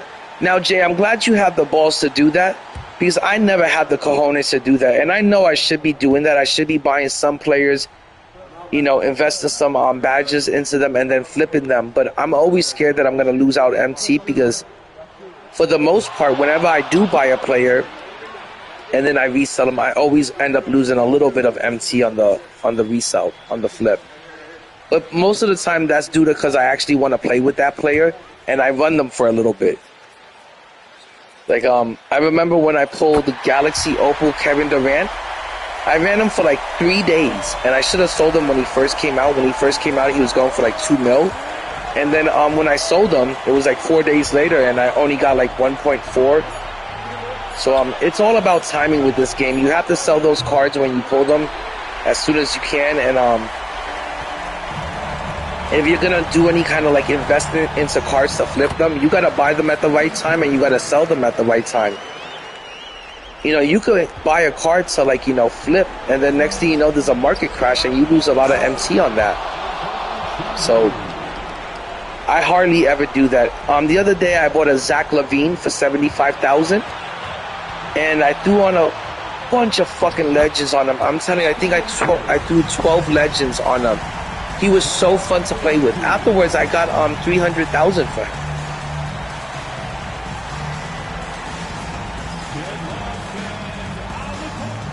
Now, I know a lot of people like to hold on to their badges like they're so damn precious, but all you have to do is rip a few Hall of Fame boxes and you're back to having like fucking 10, 20 of them in your collection.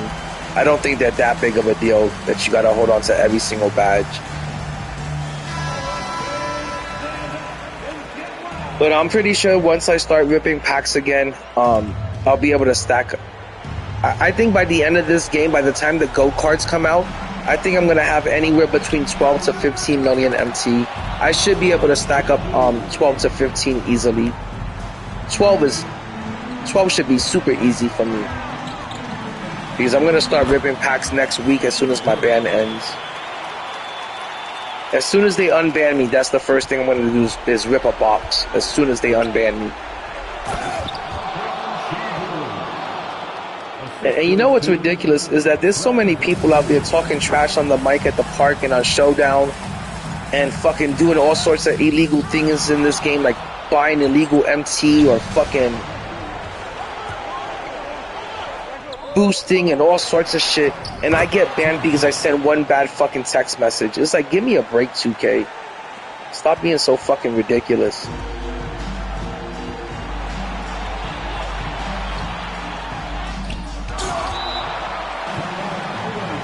What a crock of shit this game is.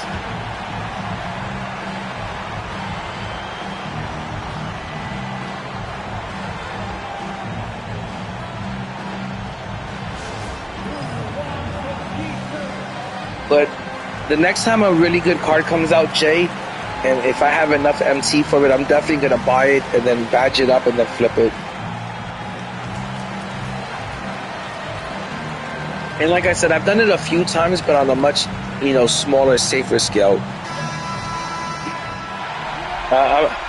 I'm not that type of like of a risky person that wants to like, you know, risk all my MT on one player in hopes to turn it into a flip. I would be so upset if I bought a player and then I went to go. For a good example is the other day, I remember TB and Swag, he bought Michael Jordan when he first came out. I think he spent like $6 million MT to get 100 overall Michael Jordan. And he didn't keep him too long. I want to say he kept him at the very most, maybe a week. And when he went to flip that Michael Jordan card, even though he badged it up, he only made $4 million back on the resale. So he lost $2 million buying that card, using it for about a week, and then trying to flip it for more MT. That wasn't the case. Matter of fact, he lost $2 million to MT. So that's the reason why I don't like trying to do big flips like that. Did I win that game? I wasn't even paying attention if I won or lost. I think I won. I've been so distracted right now. Yep, I won. Okay, the next challenge is defeat the Houston Rockets in a clutch time game and block one shot as a team. You must include NBA playoff Steph Curry into it. Okay, I've already got that. I hate when I have to do the lineup. Oh my gosh.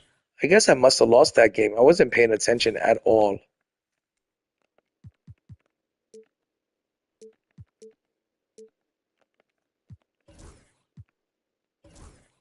Okay, fuck this shit. I'm just gonna put the 3 plays I need in this time.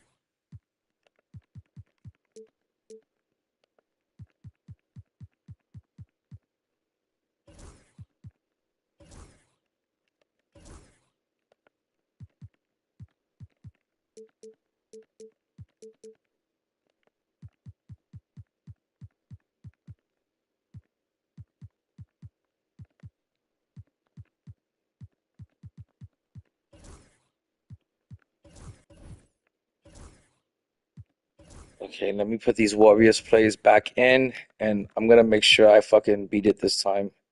That's probably why it takes me so long to complete these, because sometimes I'm just like not paying attention and end up doing them like twice, even though they're super easy to complete.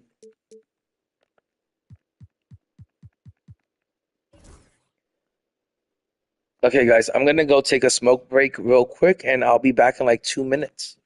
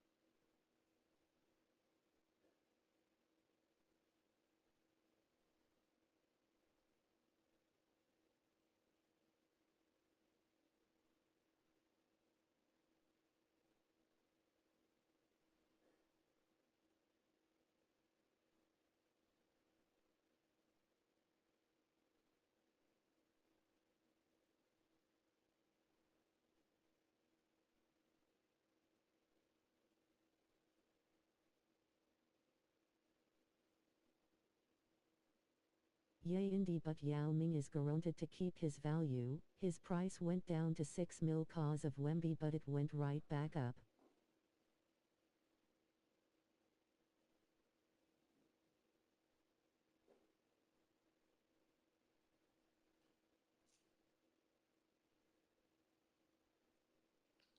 Okay, I'm back.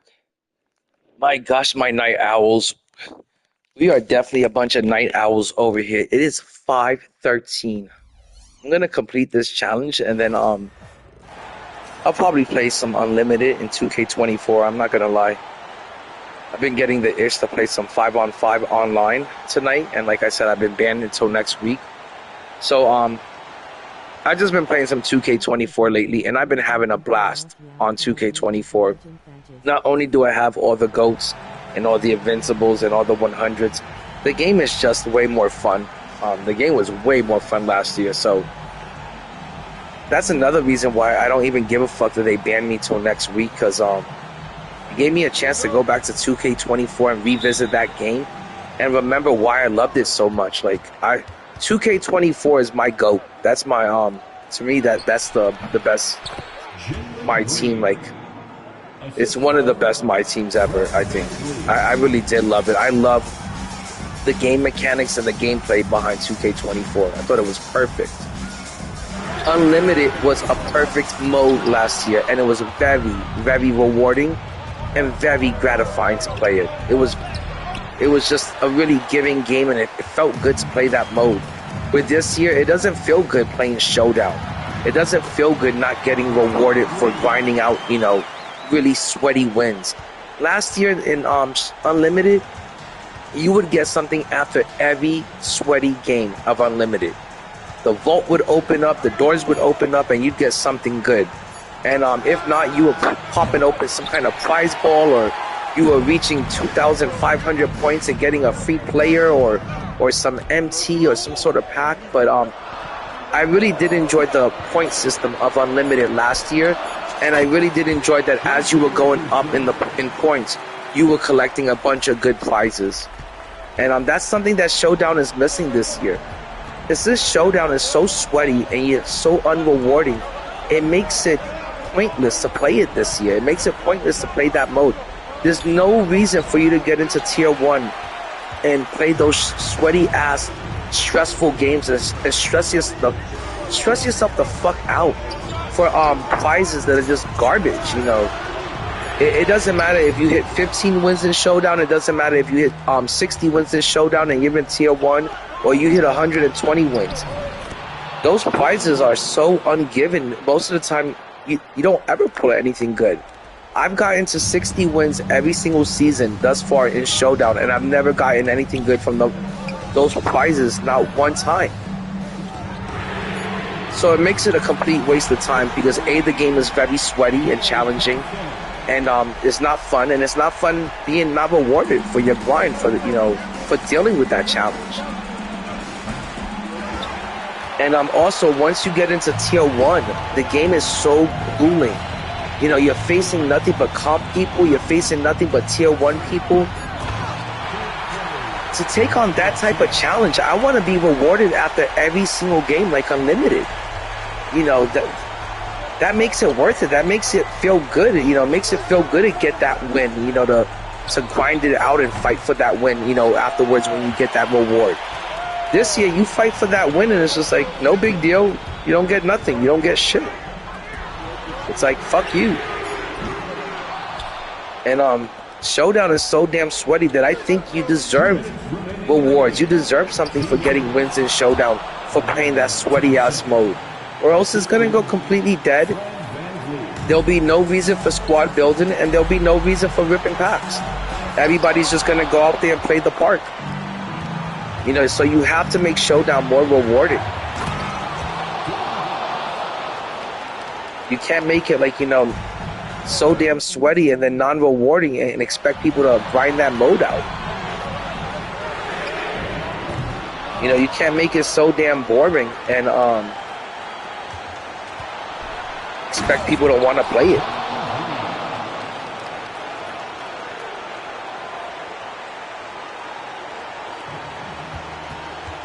Okay, I gotta lock in. I keep fucking losing this game over and over. Fucking playing with Steph Curry sucks ass. Hold on. Jay, you could have made like 3 to 4 million off of Yao because you have the legends. You gonna stream it? I mean, most of the time I stream everything nowadays, Jay.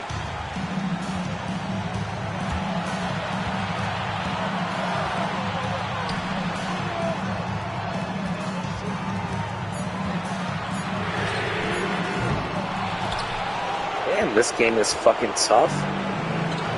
And the shot clock is only 11 seconds. This is the fastest game of clutch time I've ever played. I didn't notice that the shot clock is only 11 seconds. Good lord.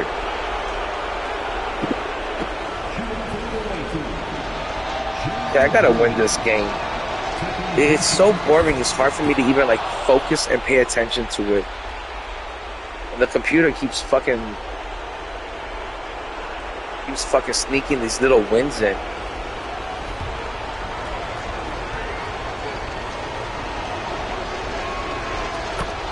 But yeah, I can't wait for this ban to be over with. And if anyone ever wants to run any showdown or park afterwards, you know, let me know. I'm sure I'm gonna be fucking just binging the fuck out of this game once this ban ends.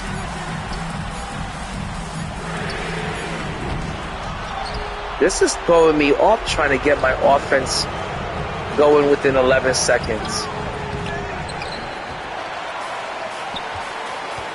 Okay, let me rematch this. Okay, I'm gonna lock in. If I don't talk for like the next 5 minutes, it's because I'm trying to lock into this game. Getting tired of losing, and I just realized how many times I've lost this game to the computer.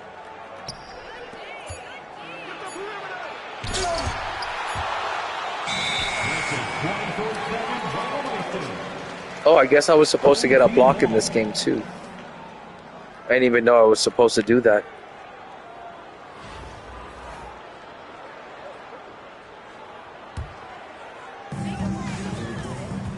I think my wife is about to go to work in like an hour, so I have to be a little bit quiet. Pretty sure she's gonna wake up soon. She's gonna be like, "You're still on the game?" Like, yep, just grinding the game away.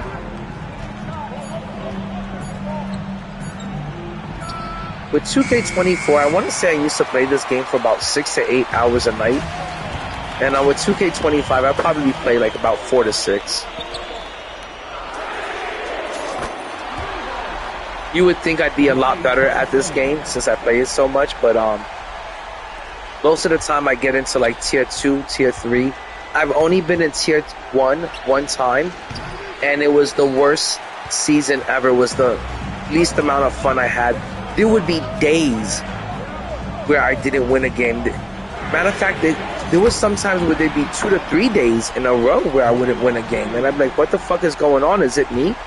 And tier 1 was a huge struggle for me, and I just didn't enjoy it. I remember one time I got ranked up to the person that was ranked second best in the league, and I quit the game, and the very next game I got matched up to him again, and I just didn't enjoy tier 1.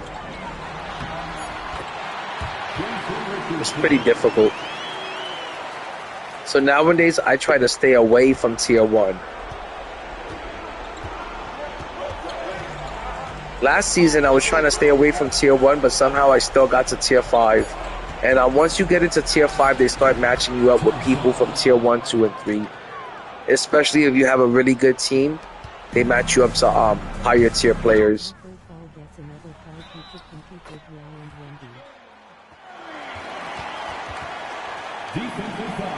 Oh my god. Let me tell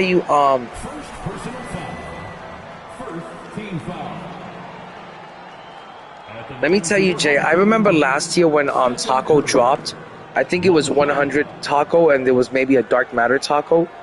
But there was definitely a 100 Taco last year. When he dropped, I couldn't understand all the excitement or all the hype behind Taco, and I thought he was overly hyped.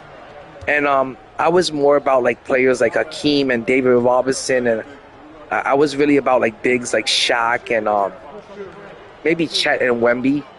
It took a while for me to warm up to players like Chet and Wemby because I thought they were too weak.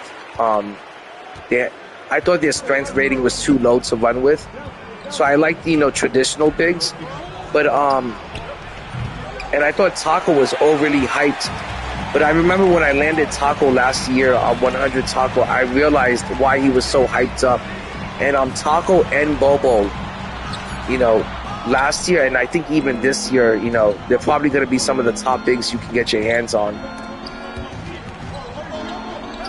But that Taco should make it so that you can compete with the Wembys and the Yaos.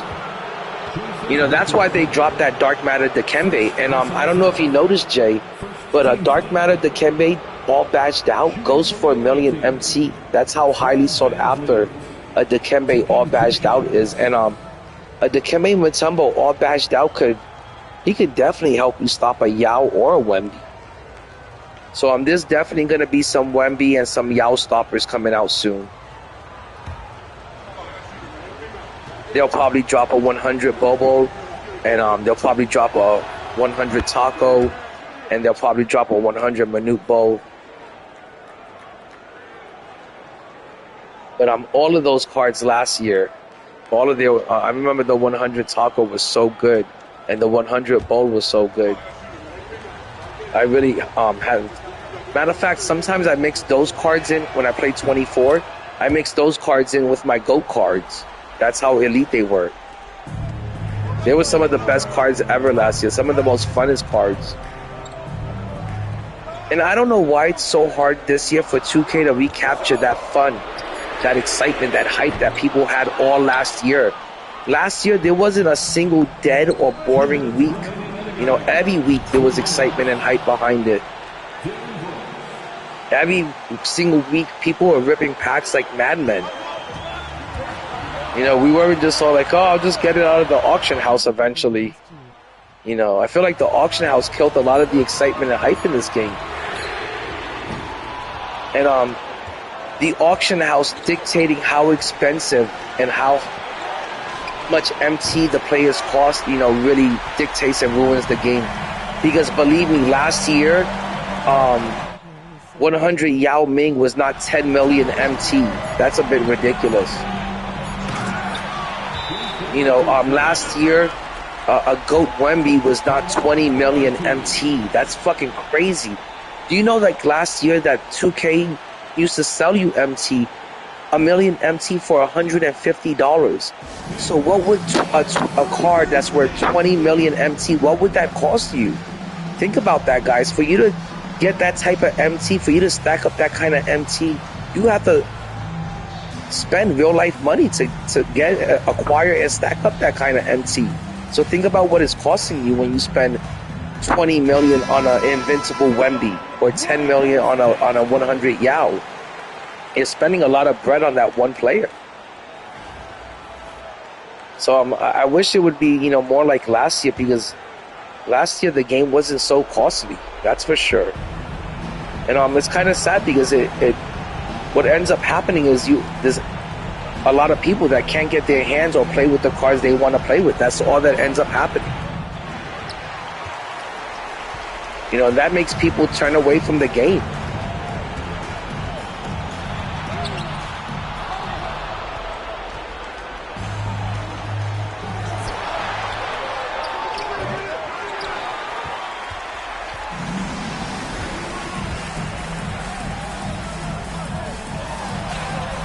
Oh my God.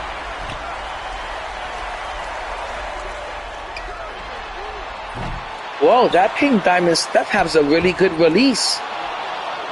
I'm not joking about that. That was a really nice fast release on him. Okay, this computer is trying to win this game again. And I'm not going to have it. I'm not letting it happen.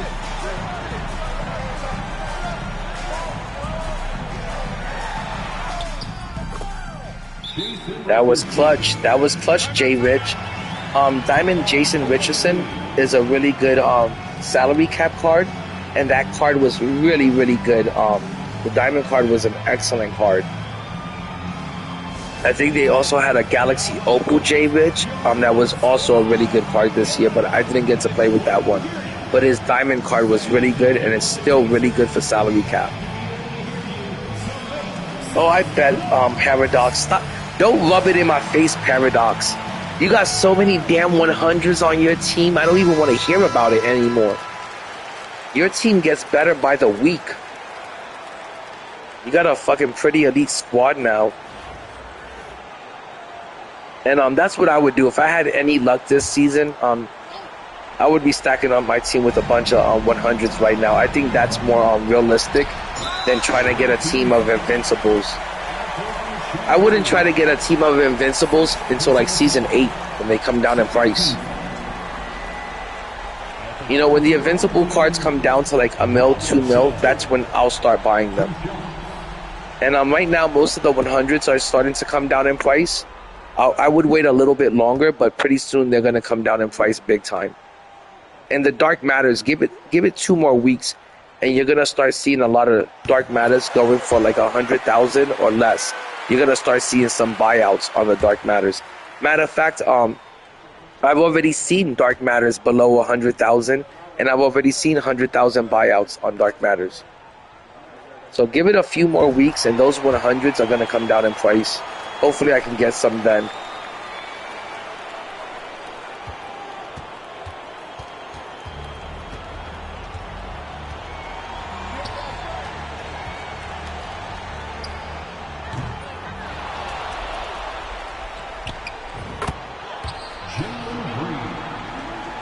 Now the computer's going to foul and just delay this game.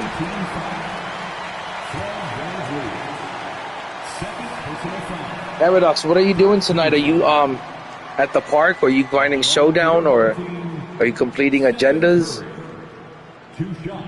Oh, you're so lucky you got Ant-Man. So jealous. You got Michael Jordan's son.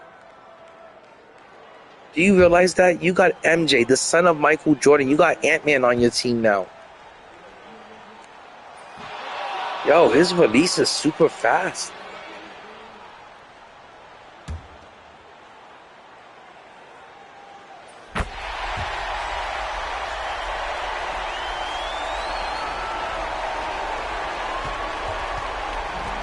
I know next Monday, as soon as this ban is over with, the first thing Paradox is gonna say, Indy, you wanna play a game of Showdown?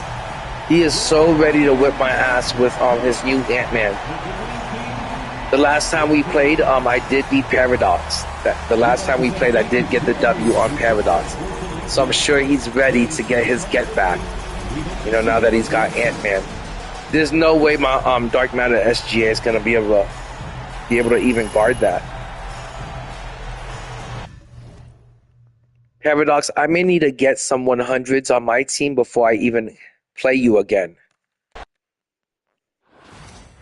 It's like if you don't have any 100s on your team, it's like taking a gun and the other person's got a tank.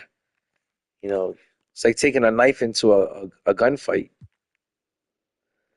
Okay, defeat the Houston Rockets and make 9 3-pointers with a player. That's not too bad.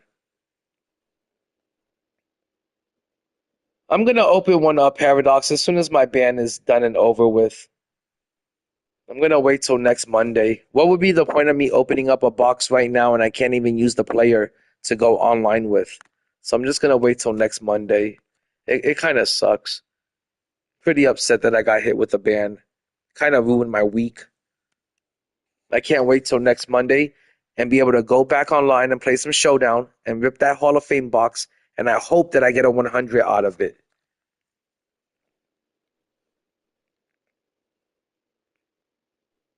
Okay, you must include 9 NBA playoffs. Okay, I've got to make a whole team.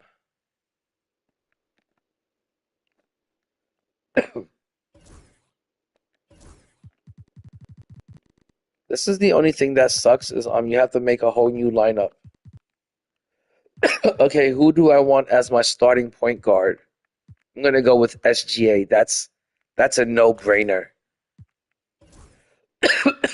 Excuse me, guys. My allergies have been kicking my ass lately.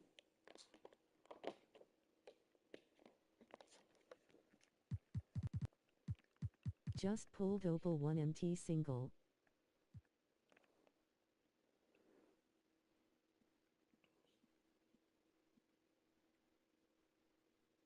Just pulled an Opal 1MT. Oh, Corby, who did you get? What MT did you get? I mean, what player did you get?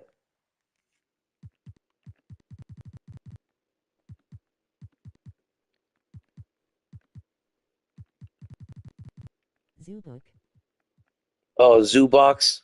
I wonder how much he goes for. Hopefully you can make at least 30, 40,000 MT off of it.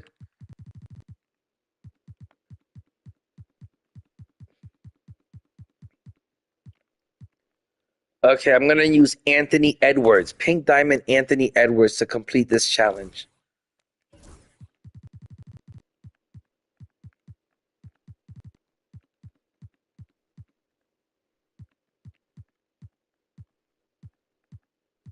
Oh, that sucks. I'm going to have to go with Dylan Brooks at the 3.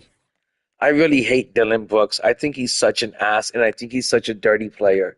He doesn't play great defense or excellent defense. He just plays dirty defense. He's a real dirty player, and I'm not a big fan of dirty players.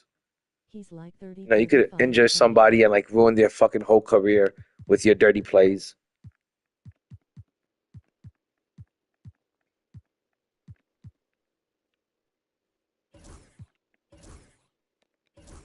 Okay, I think you got to use 9 players, but I'm just gonna use the whole make the whole team playoff players. Oh yes, I finally get to use a Porzingis. I'm actually really excited and happy about this challenge. I haven't been able to use a. My gosh, I don't even think I had a chance to use that pink diamond Porzingis. I didn't even pull that pink diamond Porzingis, and by the time I had enough MT to buy him, he was pretty outdated. So this is my first time all year using a Porzingis. I'm so happy I finally get to use this card, man. That's the only good thing about this challenge and these agendas and getting these players is you get to use players that maybe you wouldn't normally get to use, or maybe you never had a chance to pull that card. So I'm real happy that I get to finally use a Porzingis. And I've been waiting to use that card all fucking year. I'm actually kind of hyped up about it.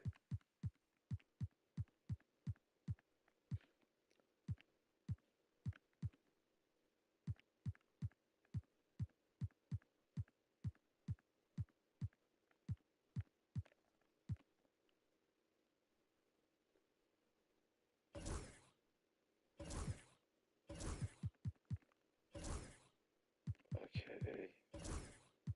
I've got to find 9 of these players. Should I try another pack? Corby, go for it, man. I would try. Hey, Corby, how much MT do you have right now? I would say maybe rip about maybe 200,000 MT tops of base packs and see where it goes. You never know. You might get yourself an Opal event card out of that, and if you break that down into MT, that's more than 200,000, I think. So maybe rip about 200,000, and rip 100,000. You have 2.1. What's the big deal if you rip about 100,000 MT in base packs? You never know. You might get a good event card, like a Dark Matter event card. So that's what I would do. You're at 2.1. I would use that 0.1 and rip some base packs. You never know, man. You always have excellent luck. You've had good luck this whole fucking year.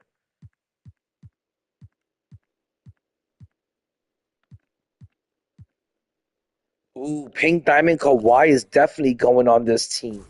Yo, I have to say they did give us some really good cards in round 1. Round 1 so far looks like a huge W. I mean, they've given us some good Pink Diamonds, and I hope they give us some good Galaxy Opals out of this. I can't wait to see who I get.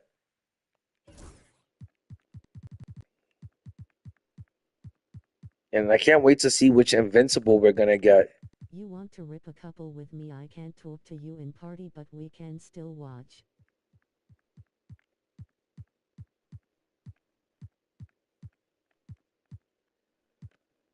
I was gonna run with Brunson because I really like what Brunson's been doing in the playoffs, but I'm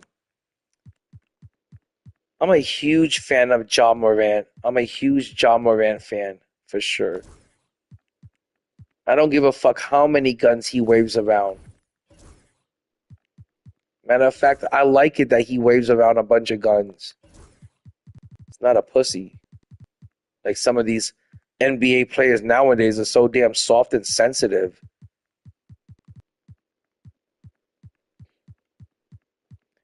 Oh, Ja is waving guns at me. Bitch, he ain't shoot you.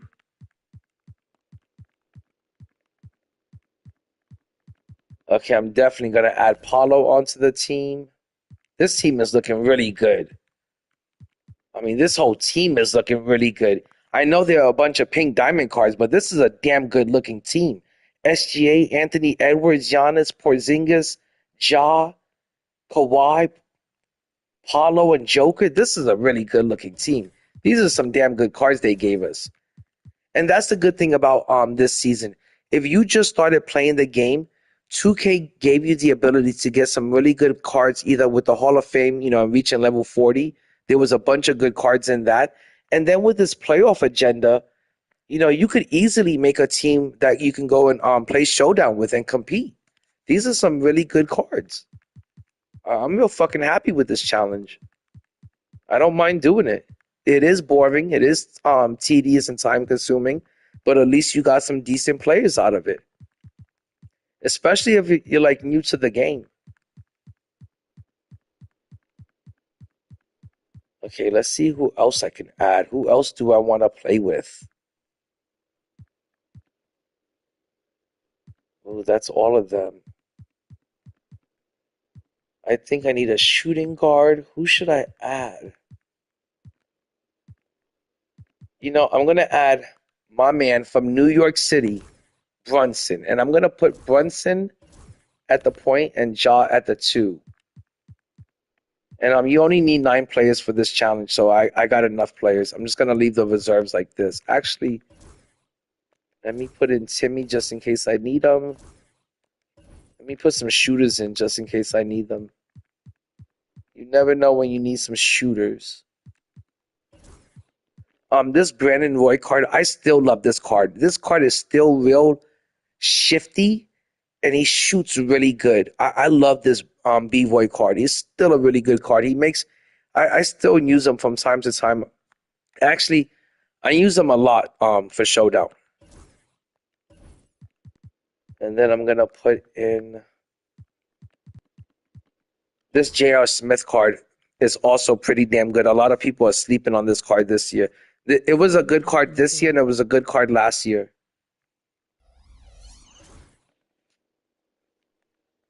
You see, Corby? What is Thos telling me? Let me see what you just said. This.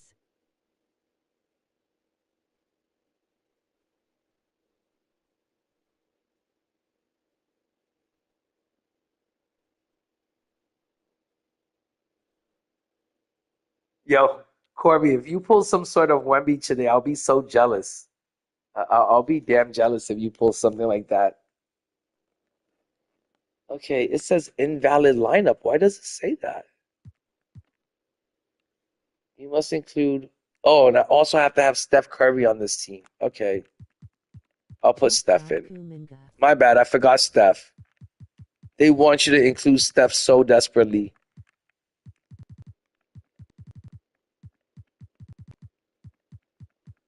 This Steph card is I always think playing with Steph Curry is really difficult because they always give him a release that's a little bit too fast, and he's so short. It's so hard to play with such a small player in your lineup. I would never start Steph Curry.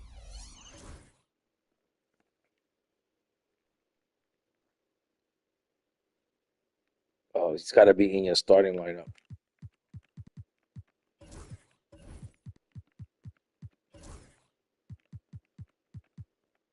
Yo, sup? Hold up. Oh, what up, Sin?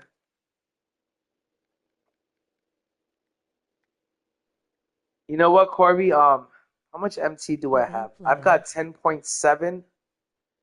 Maybe after this game, it's gonna be a really quick game. I might open up a few packs of I might open up a few base packs, see if I get lucky.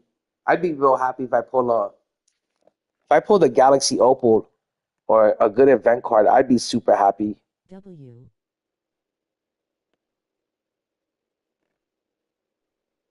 Yeah, I'm doing the playoff event right now, Sin. Trying to complete all of these challenges. I got nothing else to do. I got banned from PlayStation Network for 7 days, so I can't go online and do anything online related for 7 days until next Monday.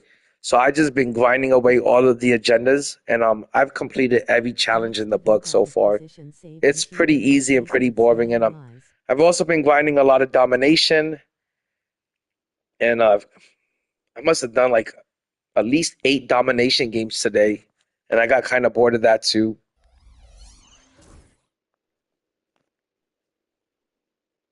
You must include NBA playoff Steph Curry and 9 additional Warrior players. Oh my God, I'm such an idiot. I didn't even notice that. Somebody got too high. I did. It's 9 Warrior players. I thought they wanted me to include like 9 other of these playoff players. That sucks.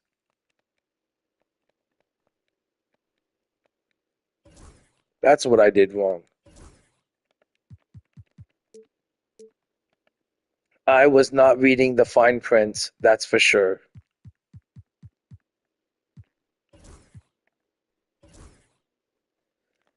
And let me tell you, I think this challenge would have been a lot more fun if it was Steph Curry plus 9 other playoff players. That would have been way more fun. Now I've got to use 9 other crappy random Warrior players.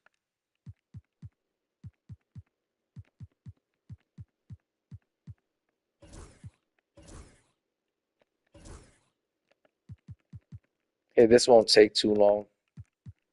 It'll take just a hot minute. And I was so looking forward to playing with Porzingis. I'm still going to put Porzingis on this team. See if he shoots any good.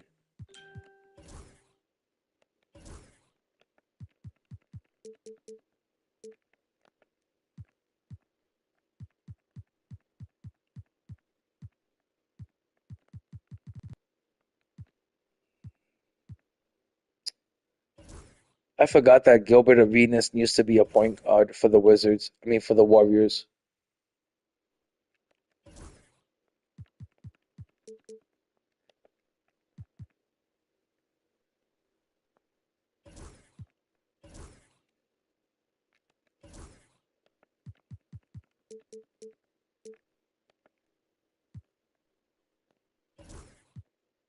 Okay, I've got like 8 of them so far.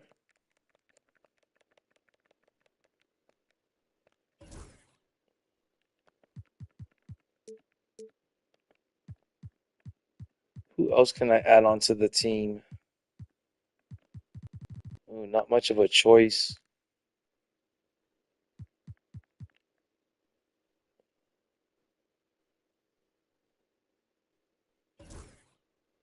Okay, do I have enough? That's 5, 6, 7, 8, 9. Okay, that's 9 players.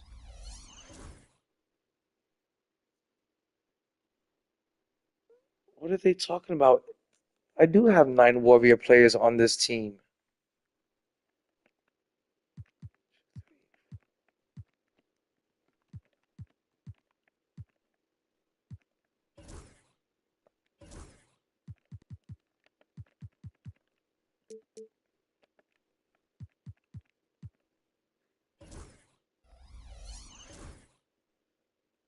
Wait up.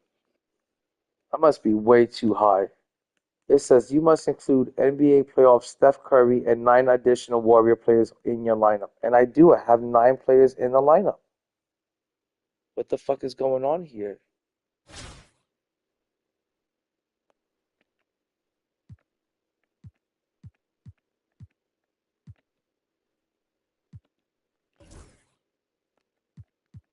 That is so odd. I'm just gonna put more Warrior players in there.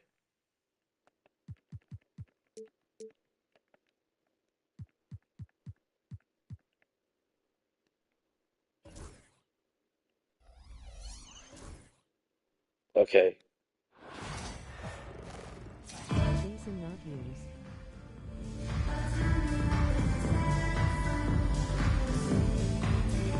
Welcome, everybody, to another presentation of the NBA live on 2K Sports. All right, This is let's Brian get this Anderson, done. Coach Stan Van Gundy, and the Hall of Famer Grant Hill here with me at the table. The only good thing is that this challenge is only half as long as the last one. You only have to win with. I think you only have to do 8 teams in round 2. When round 1 you had to do 16 teams times 3. Van Vliet and Green, So this shouldn't take too long. I think I can get this done in about an hour and a half. Get all 8 of them done. Small forward.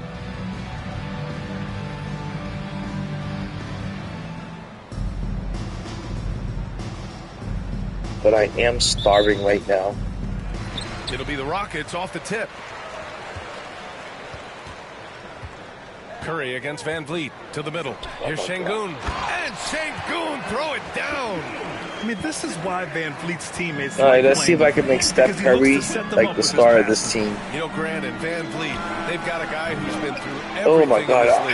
His release, this pink diamond's got a really nice fast release. It's going to take me a few shots to get used to it, but he's got a real nice release. No wonder nothing seems to phase him. Green for 3. Sends it home from three-point land. Yeah, and Green has tons of confidence in his three-point shot, and it was on display right there as he knocked I'm surprised how good this Steph Curry card is for a pink diamond. It's also moving really good. Curry looking it over. Fires the 3. Pure from 3-point Yeah, he's got a real nice jumper. And both teams running long-range plays that are working. Well, you know it's become a three-point shooting league. Teams shooting a steady diet from outside. And that's just this team is shooting fucking lights out. These Houston Rockets. Finding his open teammates. Outside Curry. And again, New York. Ooh, this Steph Curry's nice. I love this Hold up, guys. You could, if you just started playing this game, all you have to do is complete these playoff challenges, and you're gonna have a pretty decent team. So it's good. This is not some crappy ass pink diamond Steph Curry. This card is actually pretty decent. Takes the 3. The release is fast. 2 for 4 in this game. And it's Houston's ball. It's pretty damn fast and surprisingly fast. And it's Richardson with the rebound.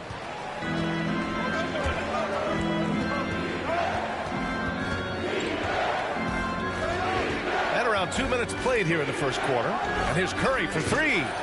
Ooh, it's nice. Curry's got 9. Kind of glad I have him. The reason why I'm glad I have him is because next season when I start playing salary cap, believe me, a lot of these cards, these playoff pink diamonds, they're gonna make my salary cap team. You know, I'll be real happy to run these cards in salary cap. Here's Green. Klay Thompson pulls down the board. Last season, for season 5, I was really enjoying salary cap. I was having a lot of fun with salary cap. It was completely reminding me of Unlimited. It had that Unlimited vibe, that Unlimited feel to it. Especially the point system. It's exactly like Unlimited was last year. It's exactly like it was last year. And I was really enjoying salary cap last season. But this season, people are running dark matter duos and salary cap, and I feel like it defeats the purpose of salary cap. It's like, what the fuck are we doing running dark matters in salary cap? If we're running dark matters in salary cap, it defeats the purpose of it being salary cap. You know, salary cap is for diamonds and pink diamonds and some amethyst cards in there. We shouldn't be running dark matter duos in salary cap. I think it defeats the purpose and kills the mode. Here's the break. Şengün with it, and it's Robinson picking him up. And there's Şengün on the assist. So I'm hoping next season, you know, that salary cap gets under control. And I'm going to run some pink diamonds because this season I was trying to run diamond cards in salary cap again. And my team was getting destroyed by people running dark matter duos.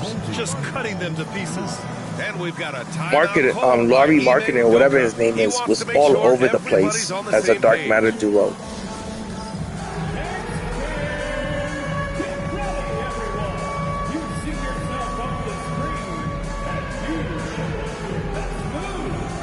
So that's the reason why I didn't grind much salary cap this season.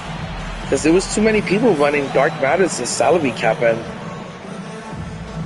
I'm not a fan of running 2 really good cards and then the rest of the team is a bunch of like crappy ass, you know, old cards. And I can't stand when people cheese out like that. And you know, I can't stand the 2K community sometimes because we'll find the flaws in the game and exploit them to our advantages. And you should just play the game the correct way, and you shouldn't be going into salary cap and, you know, with Dark Matters. A lot of people that are playing salary cap, they're really, I want to say they're like either noobs or people that play the game casually, and they're trying to have some fun with 2K25, and they're in salary cap for a reason, because they don't want to play Showdown. They don't want to sweat it out, or maybe they're not even good enough to hang in Showdown. So they're playing salary cap to have some casual fun, and then here we go with fucking some Dark Matter duos, you know, being sharks and eating, you know, feasting on all the guppies. So I feel bad to see that there's Dark Matters in salary cap. It shouldn't be like that. There should be no way to bring in a Dark Matter into salary cap, much less 2 of them.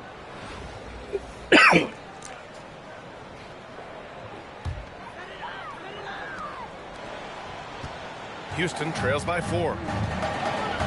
But that's how you cheese out in salary cap. If you want to dominate in salary cap, you go get yourself some Dark Matter duos. You run those cards in salary cap, and you're going to dominate that mode. Because most people are running diamonds and amethysts in salary cap. 6-second difference between the shot clock and game clock.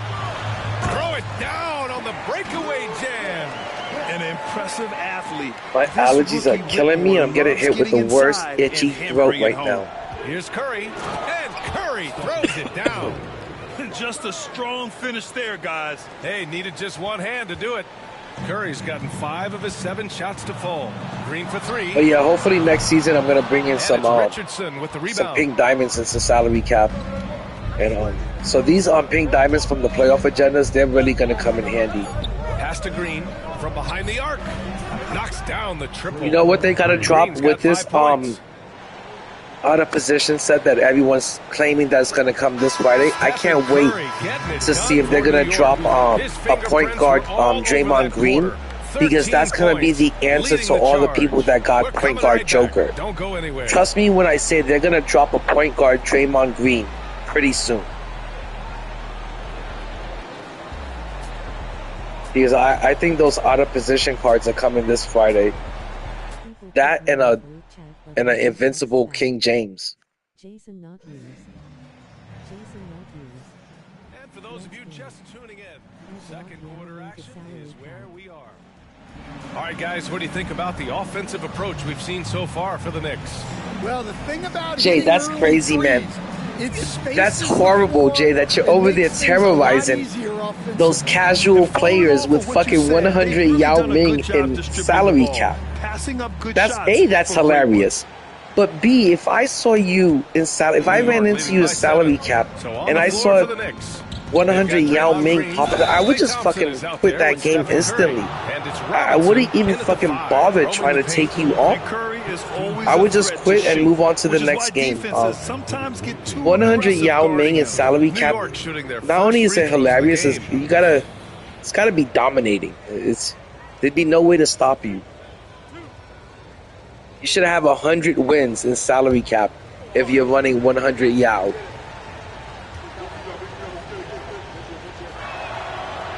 Oh my God.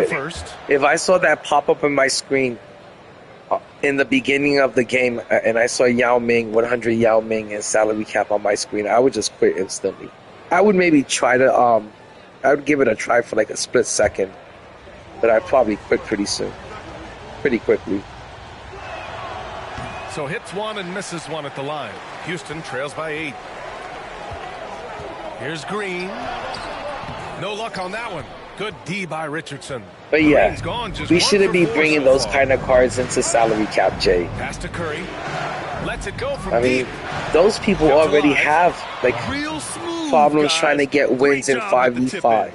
Take it easy on them, Jay. Take it easy, my dude. Show some mercy on those salary cap players. I'm telling you, like 90% of salary cap players puts up a three. I don't want to say they're bad, but most of them are pretty.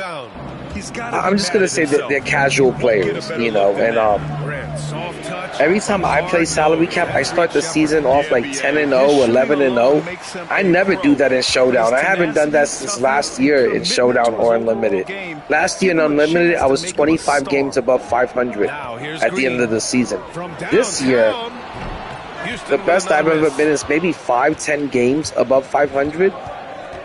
So and anytime I play salary cap, it's a guarantee that I'm going to start off salary cap the season. I'm going to start that season off 10-0. Thompson for three. And it's Whitmore with the rebound. So, you know, you got to take it easy on those casual players. You can't just go in there and just start feasting on those guppies. Green with the defensive effort. Next thing you know, they start leaving the game. And here's New York now. If the casual players don't have salary cap, the only thing they got left is Park and the breakout board. Robinson for three. Adams grabs the miss. They've been having major problems offensively. Definitely in a bit of a dry spell. Ooh, plenty of contact on that shot. Officials call the foul. No, because I'm getting triple teamed. Thompson picks one up. Some consider Adams to be the strongest player. Oh my gosh, man. If I saw you in salary cap, not only would I want to double and triple team you, I would have the whole fucking team guarding you, trying to stop you from getting into that paint. Oh my gosh, 100 Yao Ming in salary cap. Who the fuck is going to stop you from getting into the paint and dominating the paint? That's awful of you, Jay. That is, man. Have some mercy on them. Take it easy. Brooks, he's checked in for Smith. 100 Yao Ming in salary cap. Not only can it take on a whole starting five, but it could take on their bench because nobody gets tired in salary cap. In salary cap, you don't even have to send Yao Ming to the bench for during the whole game. You could just sit out there and run 100 Yao for the whole game. You know, the game is so short, you don't even need to send him to the bench. Second free throw, no good. So not only is Yao going to dominate their starting five, it's going to dominate their bench. Brings up the ball for New York. That's crazy how one player like that can completely dominate salary cap for you. From outside the arc. Rebound. Oh my God, I would love to do that. Now you got me thinking I should just bring a dark matter into salary cap. You never want to let shots at the rim go uncontested. The other day for that 3-game win streak, I had to beat every team that I played and beat for that 3-game win streak in salary cap. They all had 2 dark matters on their team, and my team was a team full of nothing but diamonds, and I still won the game.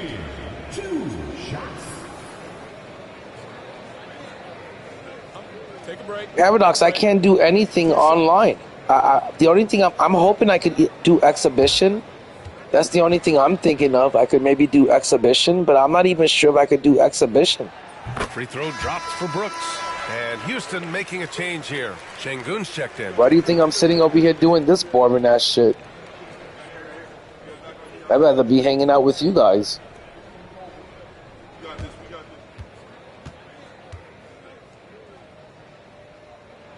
You're my boy, Paradox. You're one of the few people that I'm really glad I met in the last year and a half of being a part of this community and playing this game and streaming and chatting and hanging out with you guys.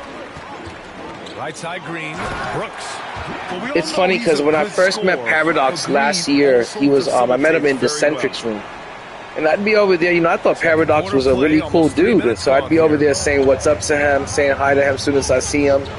And this dude would not even say what's up, what's good, hello Indy. And it's kind of funny because now we're like, always hanging out and chilling and pretty good friends and shit. So it's funny how things work out. Here's Van Vliet. It's hauled in by Robinson. I guess it took a while for Paradox to warm up to me. And he drives in. Good D by Şengün. But I'm really glad I met him because he's one of the few positive people in this community. Some people are just straight assholes in this community. Yes, and a nice got a lot of dickheads in this community. Van Vliet's gotten himself going with a triple. A lot of people that, like I said, if they were in your face, they wouldn't be talking that shit or popping that shit that they do over the mic. And so he draws the foul, headed to the line to shoot a pair. It's going to be on Dylan Brooks. Yeah, fearless play from Curry inside.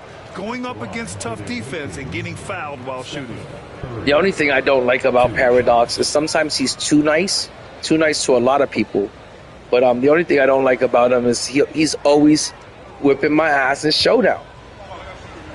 But I did beat him the last time we played, and you're only as good as your last game. But he went out there and loaded up with some more 100s on his team. So next time we play, I'm pretty sure it's going to be pretty difficult for me to beat him or even take him on. He's got a pretty stacked team of 100s. But he's also a really good player, and they don't call him GOAT Paradox for no reason. There's a reason why they call him GOAT Paradox. It's because he's pretty damn good in the game. So I'm happy to just get some wins on him from time to time. Just under 3.5 minutes played here in the second quarter. Like I said, I'm real competitive, and I love a good challenge. So I love playing people from the chat. If there's anyone that wants to hang out and play some showdown, when I'm not banned, I'm always down to play some 5v5 against anyone. I don't ever duck a challenge. The fancy dribbling from I'm real competitive like that. To take some risk on offense. Matter of fact, sometimes when I lose to Paradox, I lose sleep over that shit. It bothers me that fucking much. Losing bothers me that much. And then it bothers me even more to lose to somebody that I know. So, I'm super competitive like that. But I'm always up for a good challenge. One on the clock. And the basket by Curry. Buzzer beater. Curry's got 5 points in the quarter. And the first half comes to a conclusion in a game that's been very close so far. New York out in front. I really can't wait to see what invincible we get out of this, because now it's not just left to some RNG pack, like the way I just opened up that Dark Matter Premium pack earlier, the 99 plus pack, and I thought it was going to be something good, and they spit me out another duplicate. No. For this challenge, they're going to have to give us a good invincible, because it's going to be from the winner of the playoffs. So if OKC wins it, we should be getting a invincible Chet or an invincible SGA. I would love to get one of those two as an invincible. If the Celtics win it, we should get an invincible Tatum. I don't want the Knicks to win, because I don't want to see invincible Karl Anthony Towns or an invincible Brunson. But if the Warriors win it, we'll get an invincible Steph Curry. So, this has got to be a good, guaranteed good player. A guaranteed good invincible that's going to make my team. So I can't wait to see what we get. Also, I think next season for level 40, I think we're also going to get an invincible player. I hope it's not another 100. If it is a 100, I'll be fine with it, because like I said, I don't have that many 100s on my team. I only have Tim Duncan. So I'll be all good with a level 40 100 as long as it's a good player. But I think next season we're going to get an invincible level 40. Give him some different looks.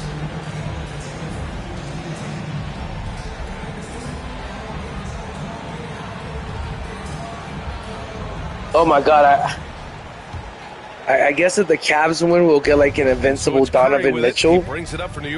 I guess that would be okay. I know a lot of people didn't like the Dark Matter Donovan Mitchell, but it really wasn't as bad as people made him out to be. It was a pretty decent card.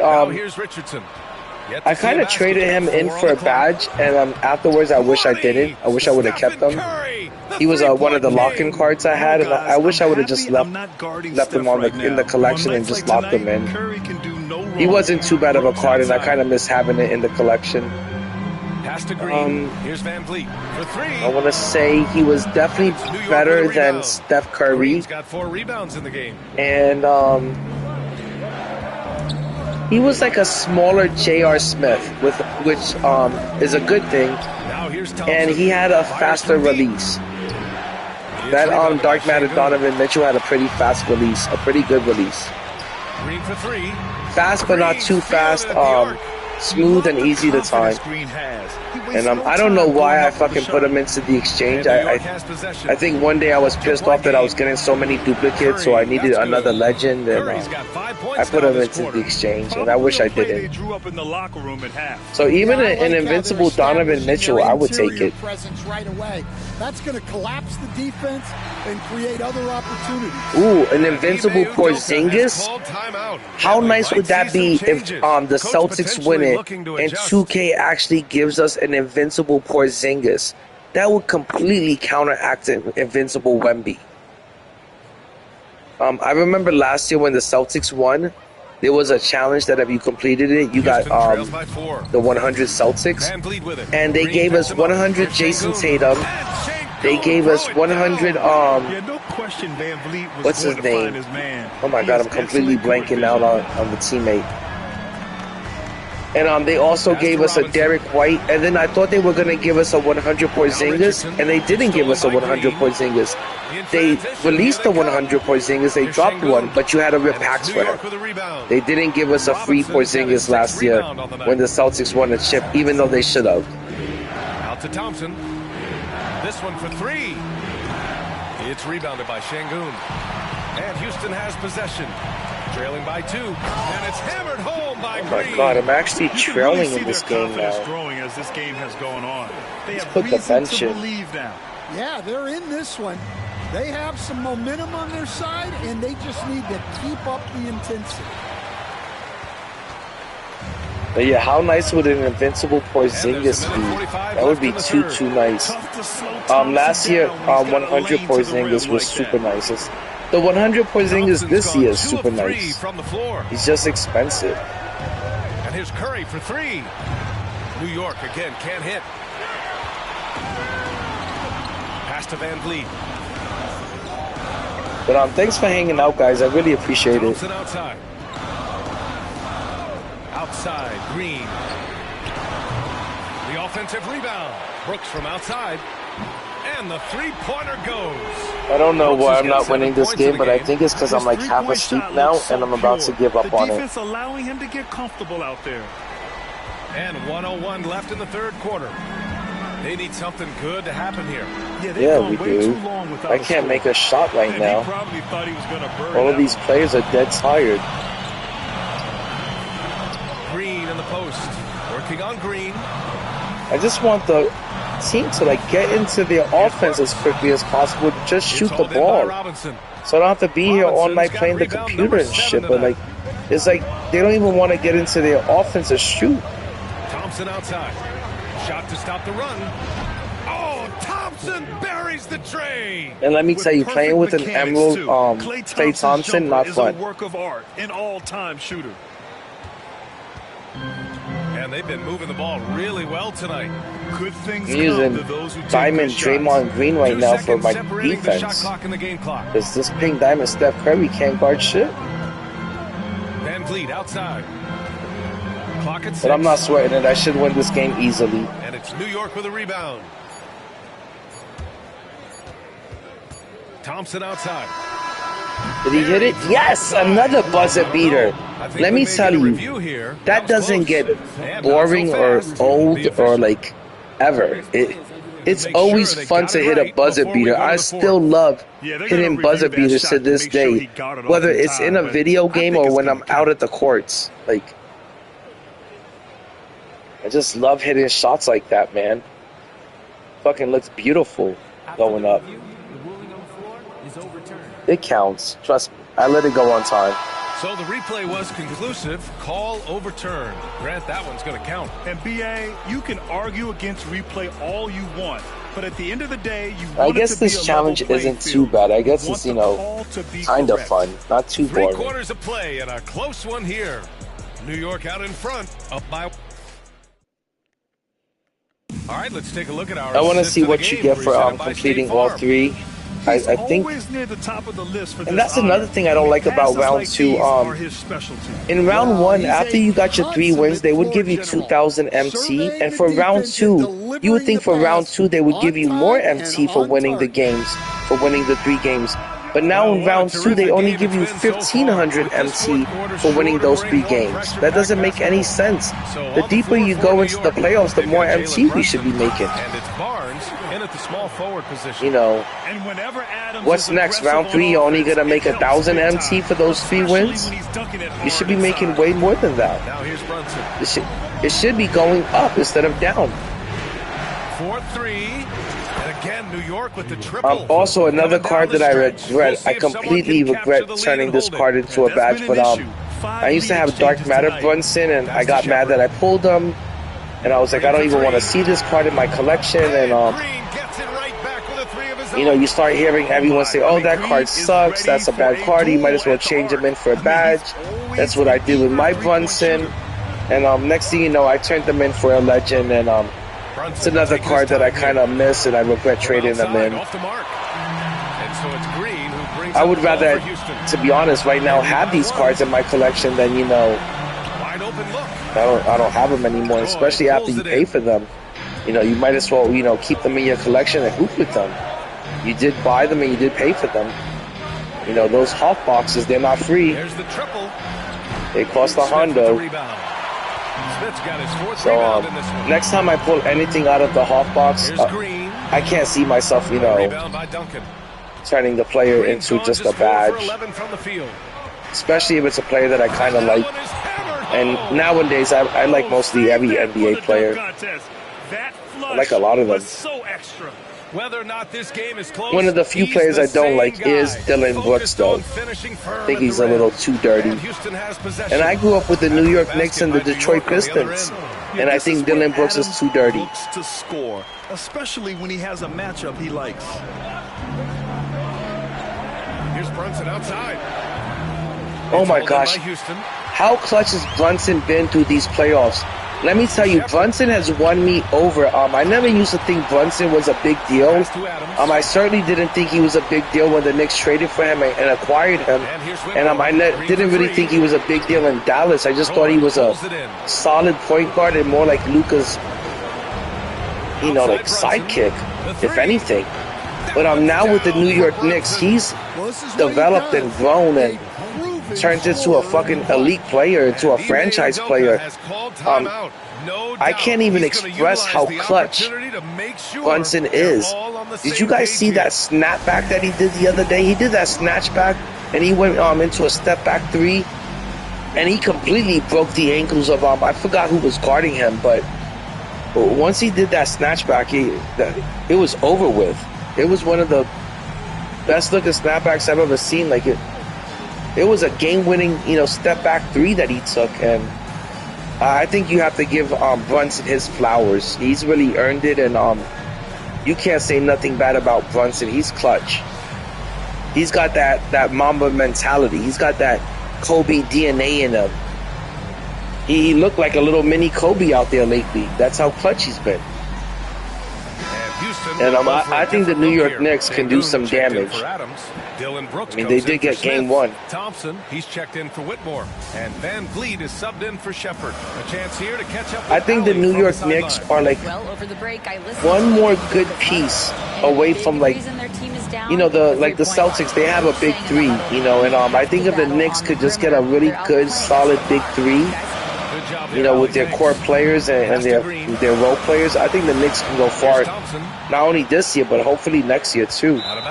You know, once they have a whole year together and maybe add another piece or 2 to the roster, I think the New York Knicks could make some noise next year, you know, with the Cavs and with the Celtics. New York has possession. I still can't believe the Cavaliers lost today. I can't believe the Cavaliers blew it and they choked and they sold the game where they had a 15-point lead going into the 4th quarter. How do you blow a 15-point lead going into the 4th? You just gotta play defense and then match, you know, match the other team when they score. I don't know how they let so many empty possessions go by. The game got real ugly in the 4th for the Cavs. They couldn't score shit. And they blew it. I think the Cavaliers are done for now, which is it's kind of sad because they wasted such a good season. But they're a young team. They'll be back. You know, they were unexperienced. Excellent trip up the floor to You know, I know NBA players always want to say like, hey, you know, Houston trails by 5. we've gone up against, you know, tougher competition, or we've been here before, let's do this. But the fact is they've never been there before, and they've never done this before. So their inexperience really did shine through, especially in the fourth quarter of today's game. They lacked the experience and the composure to win that game, and they choked in the fourth. Three-pointer. You could tell they got nervous in the fourth. You could tell they got tight. They got tight. On the wing. Here's the three. Doesn't go for him. And they got tight with their jump shots. And they weren't playing the same in the fourth. They choked. They sold it. Green covering. Which, like I said, is kind of a disappointment because, you know, it's like a waste of a season, a waste of a really good season for the Cavs. But how much you want to bet next year I could picture King James saying he wants to go back to the Cavaliers and finish his career off with the Cavaliers and go on a goodbye tour with the Cavaliers. He's going to say that next year because he sees that the Cavaliers have a good team and they got a lot of potential and a lot of possibility to win it. But don't be surprised if next year you see LeBron go back to the Cavs because he says he wants to end his career there. That's not the truth. He's going to want to end his career there because they have a good team again. But if they didn't have a good team, fuck, don't be surprised if you see King James go to the Warriors and try to win it with Steph Curry. He even mentioned that this year. There was, you know, talks and rumors about that.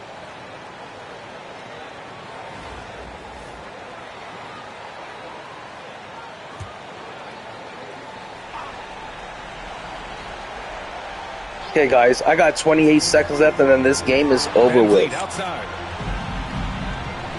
And it's on to the next challenge. It's on to the next team. Van Vliet against Brunson. Shot clock at 6. Oh my gosh, how did he get through? Yeah, the computer's going to start fouling right now. I'm going to have to hit these clutch free throws with Brunson, but I wouldn't want anyone else at the free throw line right now.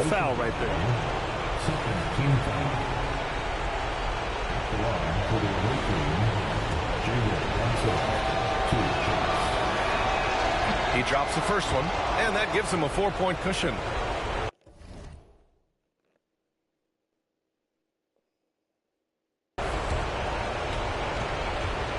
Oh, wow, I didn't know that, but this Klay Thompson that I'm running is an Evo Klay Thompson.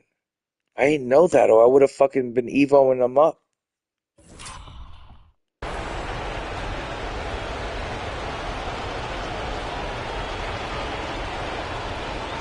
So he goes 2 for 2 at the line, and it's a 5-point game. Taking care of business at the line. I just realized that it says make 9 3-pointers with a player, but I thought it was make 9 3-pointers as a team. And Foyle pulls it down. I hope I got 9 3-pointers with the Warrior. I don't think I did. Well, let's see if I still complete the challenge if I get the win. If not, I'm going to save it for tomorrow because my wife is about to wake up. Trying to focus now for And the second. I also got to get my kid ready for school. And that trip coming up empty, missing both. But I'll be back tomorrow somewhere around midnight. I usually get home from work around 2 or 3, and then I'll spark the stream up. They showed how tough-minded they are as a team. Thank you for joining us. That'll do it for now. Alongside Stan Van Gundy. Yeah, let me see if that counted towards the agenda, towards completing the challenge. I don't think it did. I think I completely fucked that up. No, it didn't. I was supposed to make 9 3-pointers with a player, and I thought it was make 9 3-pointers as a team. Oh my God, that game was too long for me. You know what? Fuck it. I'll redo it. I'll do it again. I want to get this challenge over with. You open half box.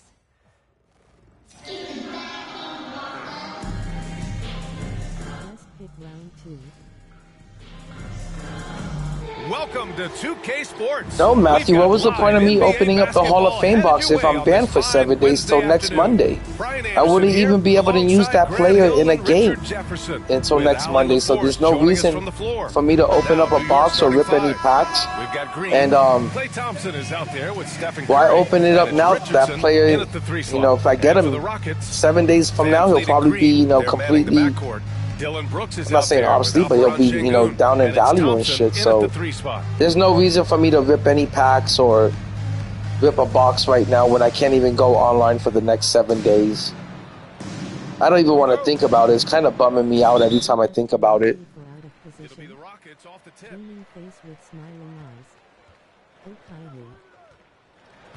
Inside, tipped away, and stolen by Green. Oh, Sin. I can't wait for those out of position cards to come out. My two. Oh my! I can't even explain how much I love out of position cards. My two favorite cards of the year are always GOAT cards and out of position cards. So I cannot wait for some out of position cards because those are some of the cards that I love the most in the game. Like I love out of position cards. Last year, my favorite card in the game was out of position point guard Yao, shooting guard Wemby, point guard Kareem. Those were some of my favorite cards last year, and I can't wait to get some out of positions.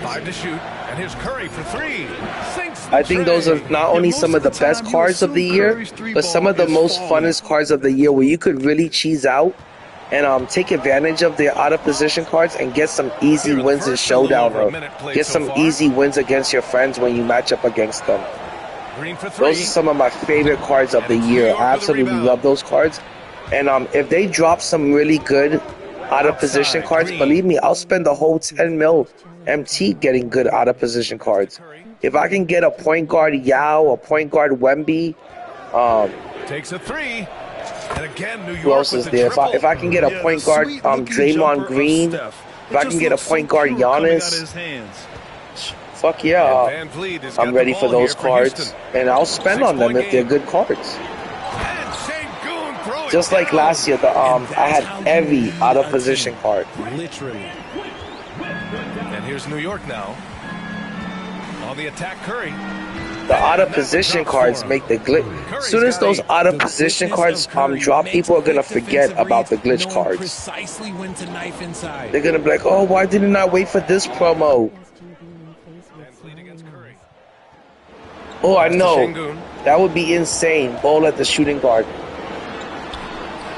Last year, I think they had a small forward bubble. Yes, and it's Şengün picking up the assist. I'm pretty sure last year there was a 100 overall small forward bubble. But last year there was a lot of out of position cards. There was a ton of them. There was point guard, shooting guard, you know, Wemby. There was so many damn good out of position cards last year. Now here's Thompson. There was point guard Larry Bird, point guard Dr. J last year. There was so many good out of positions. He'll be asking for some lottery numbers later if he keeps knocking down shots like that. But my favorite out of position cards is when you can run a big. Oh my God! Remember last year when there was out of position point guard Shaq? Those cards are so cheesy, so fun. You could really cheese out in the game and really get some good easy wins in Showdown and just have a lot of fun with those cheesy cards. Brooks outside. We're at that point of the year, you know, where it's time to have some fun with the game and cheese out. And he lays it up and in. Yeah, he's going to work early on the offensive glass. He's so amped up. But I'm ready for that. Like I said, I stacked up 10 mil. The three from Curry. They get the rebound. On the wing, Green. The three. Curry's shot is Man, I gotta hit these threes with Steph. Let me see how many I got with Steph so far.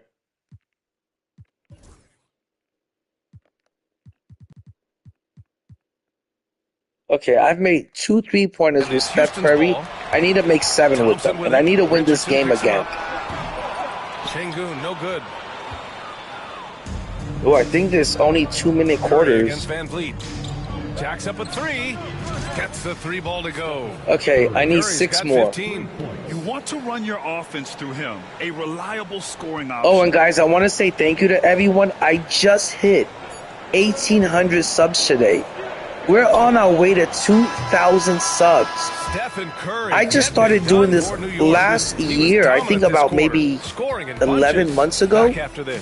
And if you would have told me last year that I was going to hit 2,000 subs in a year without even trying, I mean, all I'm doing is just hanging out with you guys and shooting the shit, talking 2K, and I don't consider you guys like, you know, subscribers or followers.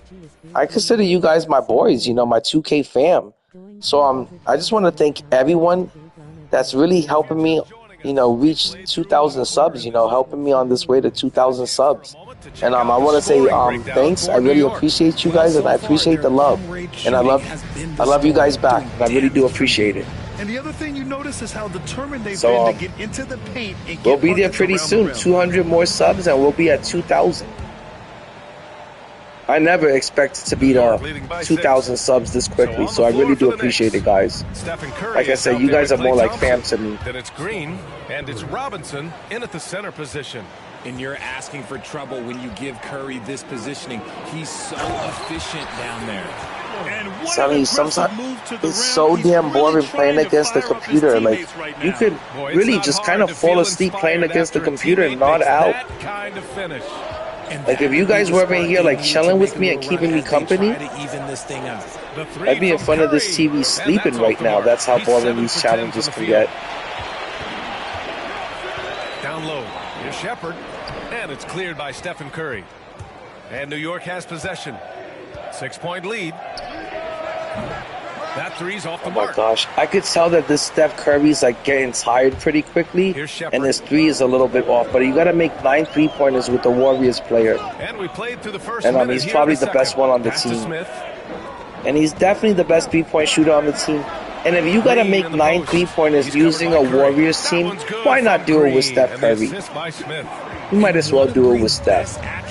Is that he doesn't really see contact. He will either go over it or through. Okay, gotta make 5 more. And guys, he can really stroke. I'm a huge Steph Curry fan, just to let you know. I got Steph Curry ranked.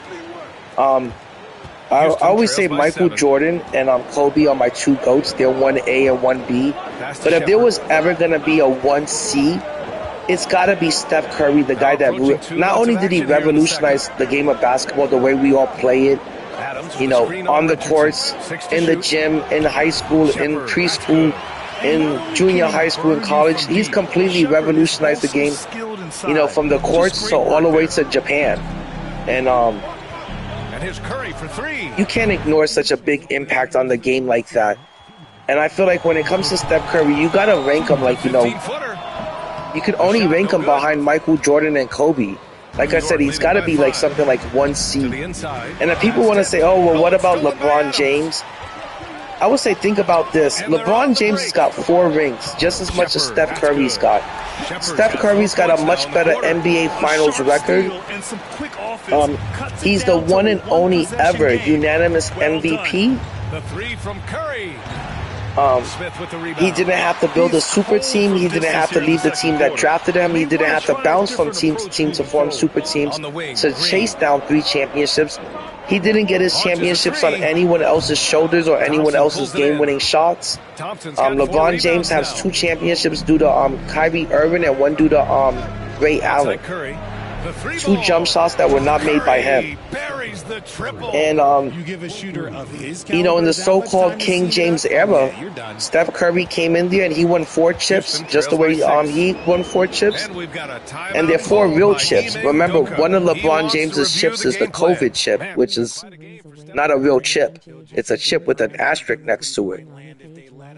So I give a lot of props, a lot of respect to Steph Curry, and I always give him his flowers because not only has he won 4 chips just like the King, just like King James has, but he's got a better winning percentage in the finals, and he did it in a much more classy way. Like I said, he never had to leave the organization that drafted him.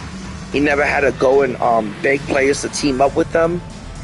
He never had to form super teams or go chasing chips and bounce from team to team.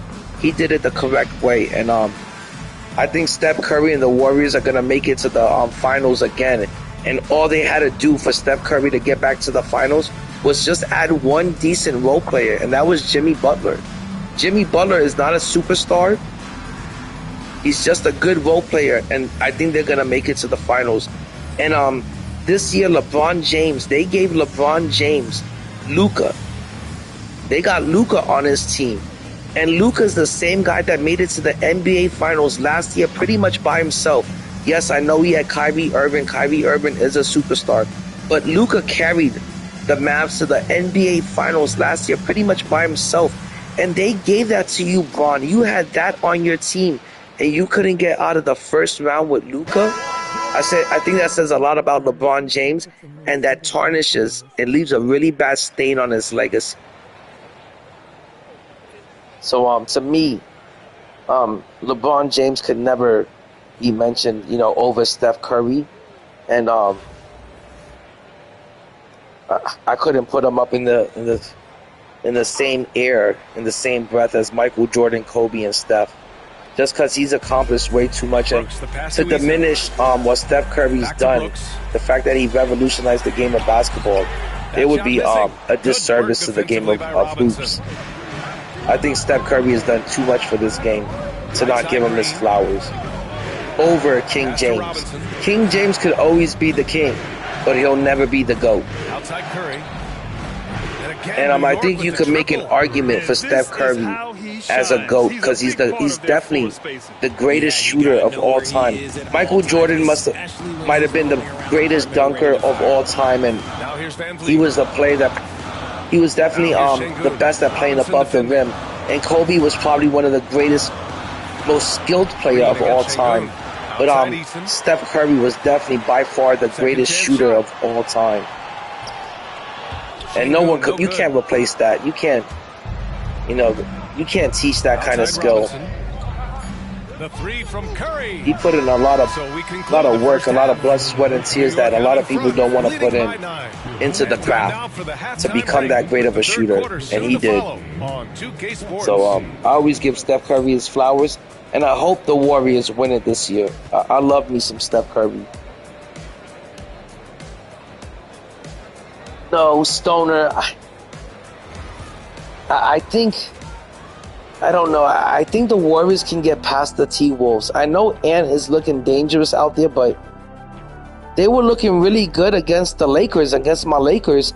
If they would have played like this against the Lakers would have won that series. I don't know what's going on with the T-Wolves, but they didn't play like this against the Lakers. They were really ready for the Lakers. They were really locked in.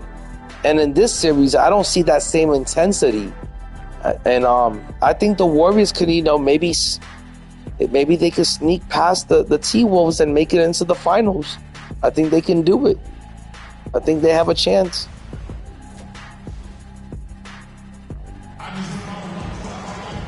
And we hope you've enjoyed the broadcast thus far. We're halfway through the game. Stephen Curry having a dominant impact in this game. Yeah, tonight he's done a great job of slashing through the lane and that's another thing I wanted to say, Stoner, is that as great as King James is, remember LeBron has been in the league for 22 years. It took him 22 years to beat all those Michael records. It took 22 years for LeBron to beat those records that Michael Jordan accomplished in just 13 years.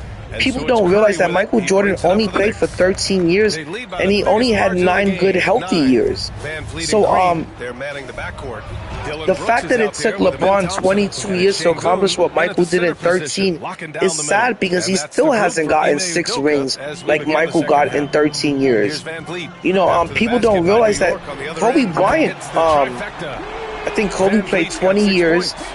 His rookie year, the coach didn't play him much because he was a 17-year-old rookie. And then he was injured the last 3 years, and he still got 5 rings. And he another thing that people don't mention about Kobe is Kobe went to the finals, I think it was 8 times, and he's 5 for 8 in the finals. That's a better record. People always want to talk about, LeBron's made it to the finals 10 times. Well, Kobe made it to the finals 8 times. And he won 5 out of 8, which is a far better percentage than 4 for 10. That means LeBron James, lost 60% of the time in the finals. That's garbage. You can't be the GOAT with a 40% winning record in the finals. Kareem is 6 for 9 in the finals. Magic Johnson is 5 for 9. You can't put LeBron over so many people that have better records than him in the finals, that have more rings than him. you know, that did more in a shorter period of time. I mean, of course LeBron is going to break every record in the book. He's been around forever. Look at Green showing off his range. You can tell Green likes to move. You know, but would LeBron be in the GOAT conversation if he only played 13 years like Jordan? By year 13, by year 9, LeBron James didn't even win his first ring until like year 9. Kobe Bryant won his first ring in year 2. A sophomore Kobe Bryant was able to carry and help Shaq to a championship, something that Penny Hardaway couldn't do. You know, so to me, I think LeBron sometimes gets a little too much credit, a little bit overhyped. And remember, it's not that hard to look so good when you have a stacked team every time you won that chip. You know, every time he won the chip, he had a stacked team. When he played with the Heat, he had Ray Allen, D-Wade, Chris Bosh, Shane Battier, Mike Miller, Birdman. There was so many. That team was so deep. When he won with the Cavaliers, he had Kevin Love, Kyrie Irving. When he won with the Lakers, he had Anthony Davis. You know, at one point they had Anthony Davis and Russell Westbrook on that Lakers team, and he still couldn't win with them. So, you know, sometimes, you know, as much as I love King James, is he a top 10 player? Yes, he's a top 10 player. Is he a top 5 player? I don't have King James in my top 5, and I don't have him over Steph Curry. And if Steph Curry could win one more ring, if he could win that 5th ring, he would be right up there with all the greats that have 5 rings or more. He'd be up there in the top 5. Here's Brooks. You know. And I think if Steph Curry could just win that 5th ring, you would definitely have to put him over LeBron James without a doubt, no question. If Steph Curry gets 5 rings in the so-called LeBron James era, that means he's eating off your plate. He's eating off your plate, King James. You know, you can't be the GOAT if other people are eating off your plate in your era. Only increasing the intensity level. Always plays hard until that's my say. That's my take on it. You know, I love the Lakers. The Lakers are my favorite team of all time. I grew up, you know, I was born in New York, but I grew up a Laker fan and a New York Knicks fan. I loved watching Kobe as a kid. And to see them bounced out of the first round, that breaks my fucking heart, man. It breaks my heart seeing them bounced out of the first round. To see a team that's got King James and Luka on it, the same guy that made it to the finals, and you can't take them to back to the finals, LeBron? Like, that's sad. Lets the 3 fly. Brooks with the rebound. And he almost made them regret. So, you know, I'm kind of disappointed with King James this year, big time. I don't give a fuck how many records he breaks or how long. I don't give a shit about his longevity. It's about getting those rings. What the fuck is the purpose of you playing so many damn years if you can't even get 5 rings? It ain't take Kobe 20 years to get 5 rings, you know, to LA. It ain't take Michael Jordan 20 years to get 6 rings. It took him 13. You know, he went to the finals 6 times in a row and he won them 6 times in a row. That's what makes him the GOAT. That's GOAT status. Shot clock at 6, and it's hammered home. Not playing for 40 years and you still can't get to your 5th ring. I mean, are we now going to say he's waiting for his other son to get into the league? That's a joke. Curry. New York again can't hit. Stephen Curry getting it done for the Knicks. He put together 10 points in the quarter. And don't go far. We'll be right back.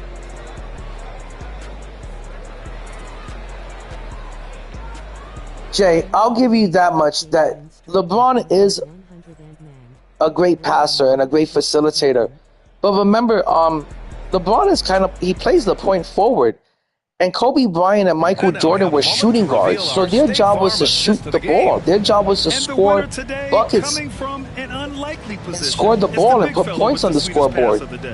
So it wasn't their job to facilitate and get people involved and get the offense going. They were the offense.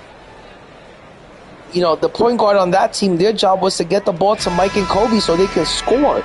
There was no point to get the ball out of Mike and Kobe's hands. You know, because they were the offense. They were the team. They could score from any place on the floor. They were unstoppable. They did have Mamba mentality. They did have a bark and a bite. You know, and it's Green with the ball for New York. They were the offense. They were the team, you know, so there was no reason to get the ball out of their hands. Unlike when LeBron James played against the Spurs, and the Spurs, when they almost won that championship. Remember, they were like seconds away from winning that championship, if not for that Ray Allen jumper. But for 6 games, Greg Popovich said that their fucking plan was to let LeBron James shoot the ball, was to not double team LeBron James and actually sag off of him. They were playing off of LeBron James, sagging off of him, and they were daring LeBron James to shoot. And he shot bad for 6 games. He almost cost them the championship. He almost lost them the series single-handedly. And then he had a good game 7. But you wouldn't use that kind of plan, that kind of technique against Mike or Kobe. They would eat you alive if they saw that the coach's game plan was to leave you open and sag off of you. And to me, if you can go into a final series as a coach with that kind of game plan against a player, that's because they're not the GOAT. They're not him. Michael Jordan and Kobe, those dudes were him. Steph Curry, that dude is him. Greg Popovich wouldn't go into a series against the Warriors and say, hey, we're going to leave Steph Curry open and sag off of him. That's our game plan. They wouldn't do that to Mike or Kobe or Steph. But to LeBron, it almost worked. They were seconds away from winning a chip. So, you know, I think there's a lot of arguments of why, at least for me, why you can't put King, especially that he just got booted out of the first round. Let's go with a 3. Okay, I just got the 9th 3-pointer that I needed, so I'm done with this challenge. Another reason why you can't put King James over Mike and Kobe is he lost to Dirk Nowitzki, and he didn't just lose to Dirk Nowitzki. LeBron James got motherfucking punked out by J.J. Barrera and Jason Terry. Jason Terry went and got the Larry O'Brien trophy, tatted on his bicep, and then flexed his bicep in front of LeBron James's face. You can't be the GOAT when you get punked out by little Jason Terry. If Jason Terry would have even tried that shit on Michael and Kobe, Mike and Kobe, first of all, would have snuffed the fuck out of them and then lit Jason Terry up for double nickels. So, you can't compare LeBron James to Mike and Kobe. You can't compare him to Mamba mentality. If he got punked out by Jason Terry and J.J. Barrera. J.J. Barrera is my size. He's 5'5". And LeBron couldn't stop him. LeBron couldn't stop Jason Terry. He didn't even want to guard J.J. Barrera. And that's so sad because Michael and Kobe would always take the challenge of guarding the team's best player. They wanted to stop that team's best player. LeBron James didn't even want no smoke with J.J. Barrera. Against the Warriors, he didn't even want to guard Steph Curry. So that can't be the GOAT. You know, you guys have been bamboozled. You guys have been fooled. For all of you young bucks who think that LeBron James is the GOAT, that's because you ain't you ain't get to see Mike. You ain't get to see Kobe in his prime. You ain't get to see Froby when he was throwing it down, winning slam dunk competitions, scoring 81 points on motherfuckers. LeBron ever scored 81 points? LeBron got 5 or 6 chips? Nope. So I always say that, you know, LeBron is the faux GOAT, the phony GOAT. Maybe he's this generation's GOAT, but you can't fool me. I wouldn't even. I don't even put LeBron over Steph. I mean, you can't tell me that if you put Steph Curry and LeBron James in a gym and just have him shooting threes, that LeBron James is going to even come close to out shooting Steph. And Steph Curry is also a good passer. He's also a great facilitator. He also does a great job at running the offense and getting people involved. You got to guard Steph Curry as soon as he crosses that half-court line. So if you start double teaming Steph Curry to get the ball out of his hands, you know, as soon as he passed that half-court line, he's going to find the open man. He's going to get his team involved. That's why Klay Thompson looks so good playing next to Steph Curry. That's why they were called the Splash Brothers, because he found them open. And let's quickly check out the scoring breakdown here for New York. All game long, they've been But guys, I could go on and on about the GOAT debate all the time. That's probably one of my favorite things to debate about. This offense came in aggressive, driving into the lane, forcing the defense to try to adjust. So far, the defense hasn't had enough of an answer. Paradox, you on a 5-game win streak. GG's, my dude. Both shots good from the strike. This sucks, man. I haven't been on a 5-game win streak in the park in the longest. And New York has And I always feel like it's my fault. I know Corey and Alpha are really good park players. Corey and Alpha are damn park legends. That's probably the best park duo I've seen all year. And when I play with them and we start losing and shit, it makes me feel really bad, man. Like, I feel like it's like all my faults and shit. Like, I don't even want to run park with them because I feel like all the losing we do, it's always, you know, my fault and I'm to blame for it. And I can't stand that because I always get 60 wins in Showdown, and I don't fucking get how, like, I could be so good in Showdown, but it doesn't translate into being good at park. I don't understand how I could shoot so good in Showdown and salary cap, but I can't shoot for shit in at the park. I just can't get over that lag and that latency. So anytime I'm playing with you know, Dead Man Walking and Alpha, and we're out there losing and shit, I kind of always put the blame on myself, and I always feel like it's my fault that we're losing, and you know, I feel like I gotta take the blame for that, for those L's. And it's been a long ass time since I've been on a 5-game win streak at the park. We're just over 2.5 minutes into it. And, it sucks. I want to get better at the park, but I don't ever have the time to grind out salary cap, Showdown, plus doing agendas and challenges, and then also playing park at the same time. I don't got time to play all of those modes, and the mode that always falls by the wayside is always park. Because remember, you can't always run park with your teammates. You know, you got to always be you know, online at the same time they're online, and running park with randoms sucks. I never get any wins running park with randoms. That absolutely sucks ass. Sucks dick, actually. And I refuse to run park with randoms. And it's New York with a rebound.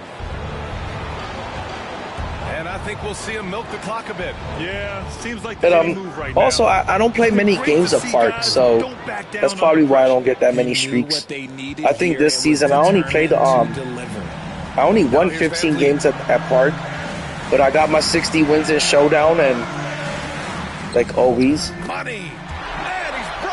But there is gonna be one season where I just put Showdown and I put salary cap aside and I put 5v5 aside, and I just start grinding out the park like a madman. And, you know, I know everyone always gets, I know all the elite players always get to 400 wins in a season, and I want to, at least one of these seasons, I want to reach that goal of hitting 400 wins at park. You know, because I think that's pretty elite, and I think it's a really elite accomplishment. Not that you get anything good for hitting 400 wins at park. I've never seen anyone get a good prize from hitting 400 wins at the park. But I would like to hit 400 wins in one season at park. I would think that's pretty elite. Moment to lose on this possession. Clock working against them right now. Oh my gosh. I'll let this team completely make a comeback with all this talking I've been doing. I didn't even realize they made almost a complete comeback with only 18 seconds to go. I gotta win this game. Steph Curry's got 48 points for me. He's about to make 50. Let's hit 50 and end this game. So the first one drops, and that'll put him up 2. That's another thing. I always thought Steph Curry's pretty clutch at the line. Meanwhile, LeBron James has I think it's a career average of 64% from the free throw lines in playoff games. You cannot be the GOAT if you shoot 64% from the free throw line in playoff games. That's when you should be your most clutch, is in those kind of situations, in those moments. You can't be the GOAT if you shoot 64% from the free throw line in playoff situations.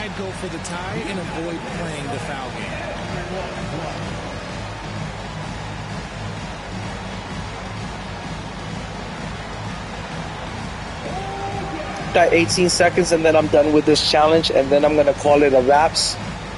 Because I got some morning things to do. I got daddy duties calling.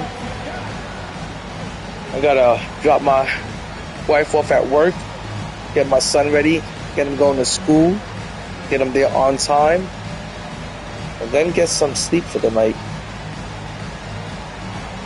But then I'll be back tomorrow when I get home from work. It's usually around anywhere from like 12 to 3 a.m. is when I get home.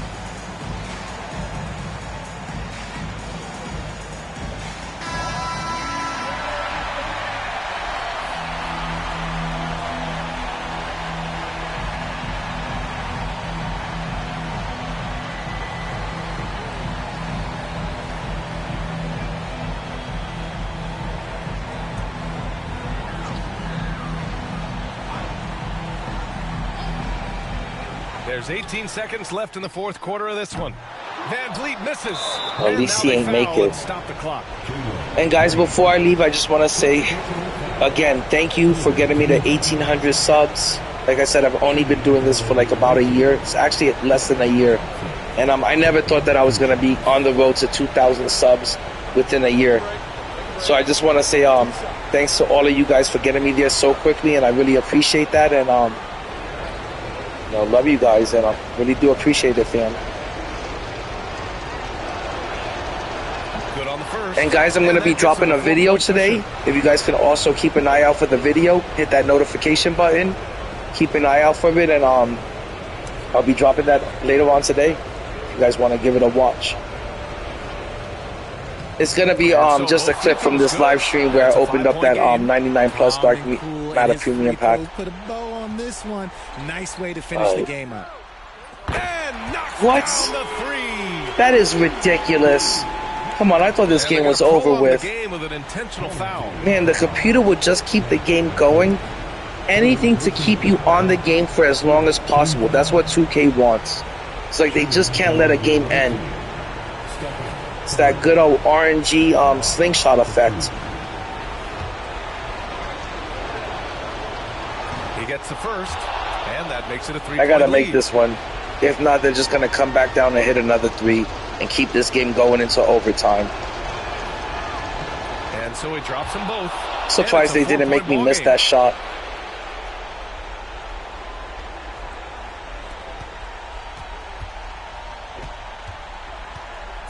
Thompson outside. Fires the 3. Can't connect. Alright, let's see what I get for completing this challenge. I think I got 7 more of these to do, and I'm just going to do them tomorrow night when I get home from work. You can either succumb to the hostility in this arena, or you can feed off of it and use it as motivation. They did the latter. And that's going to do it tonight, folks, for our broadcast.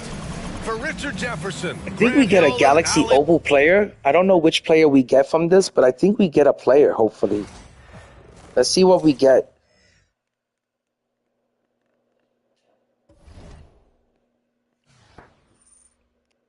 That doesn't make any sense.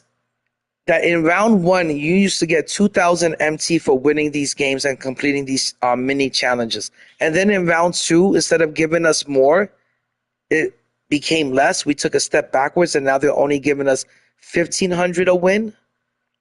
You know, like, that doesn't make any sense. It should be that we're getting more MT in round 2 instead of less. It shouldn't be going backwards. You know, that doesn't make any fucking sense. And we got a shitty Galaxy Opal, Moses Moody. Nothing special. That sucks. All right, guys, I'm going to wrap this up. Again, keep an eye out for the video that I'm going to be dropping later on today. Peace out, 2K community. I do it for the 2K culture. Stay savage, never average. Peace out, fam. Love you guys.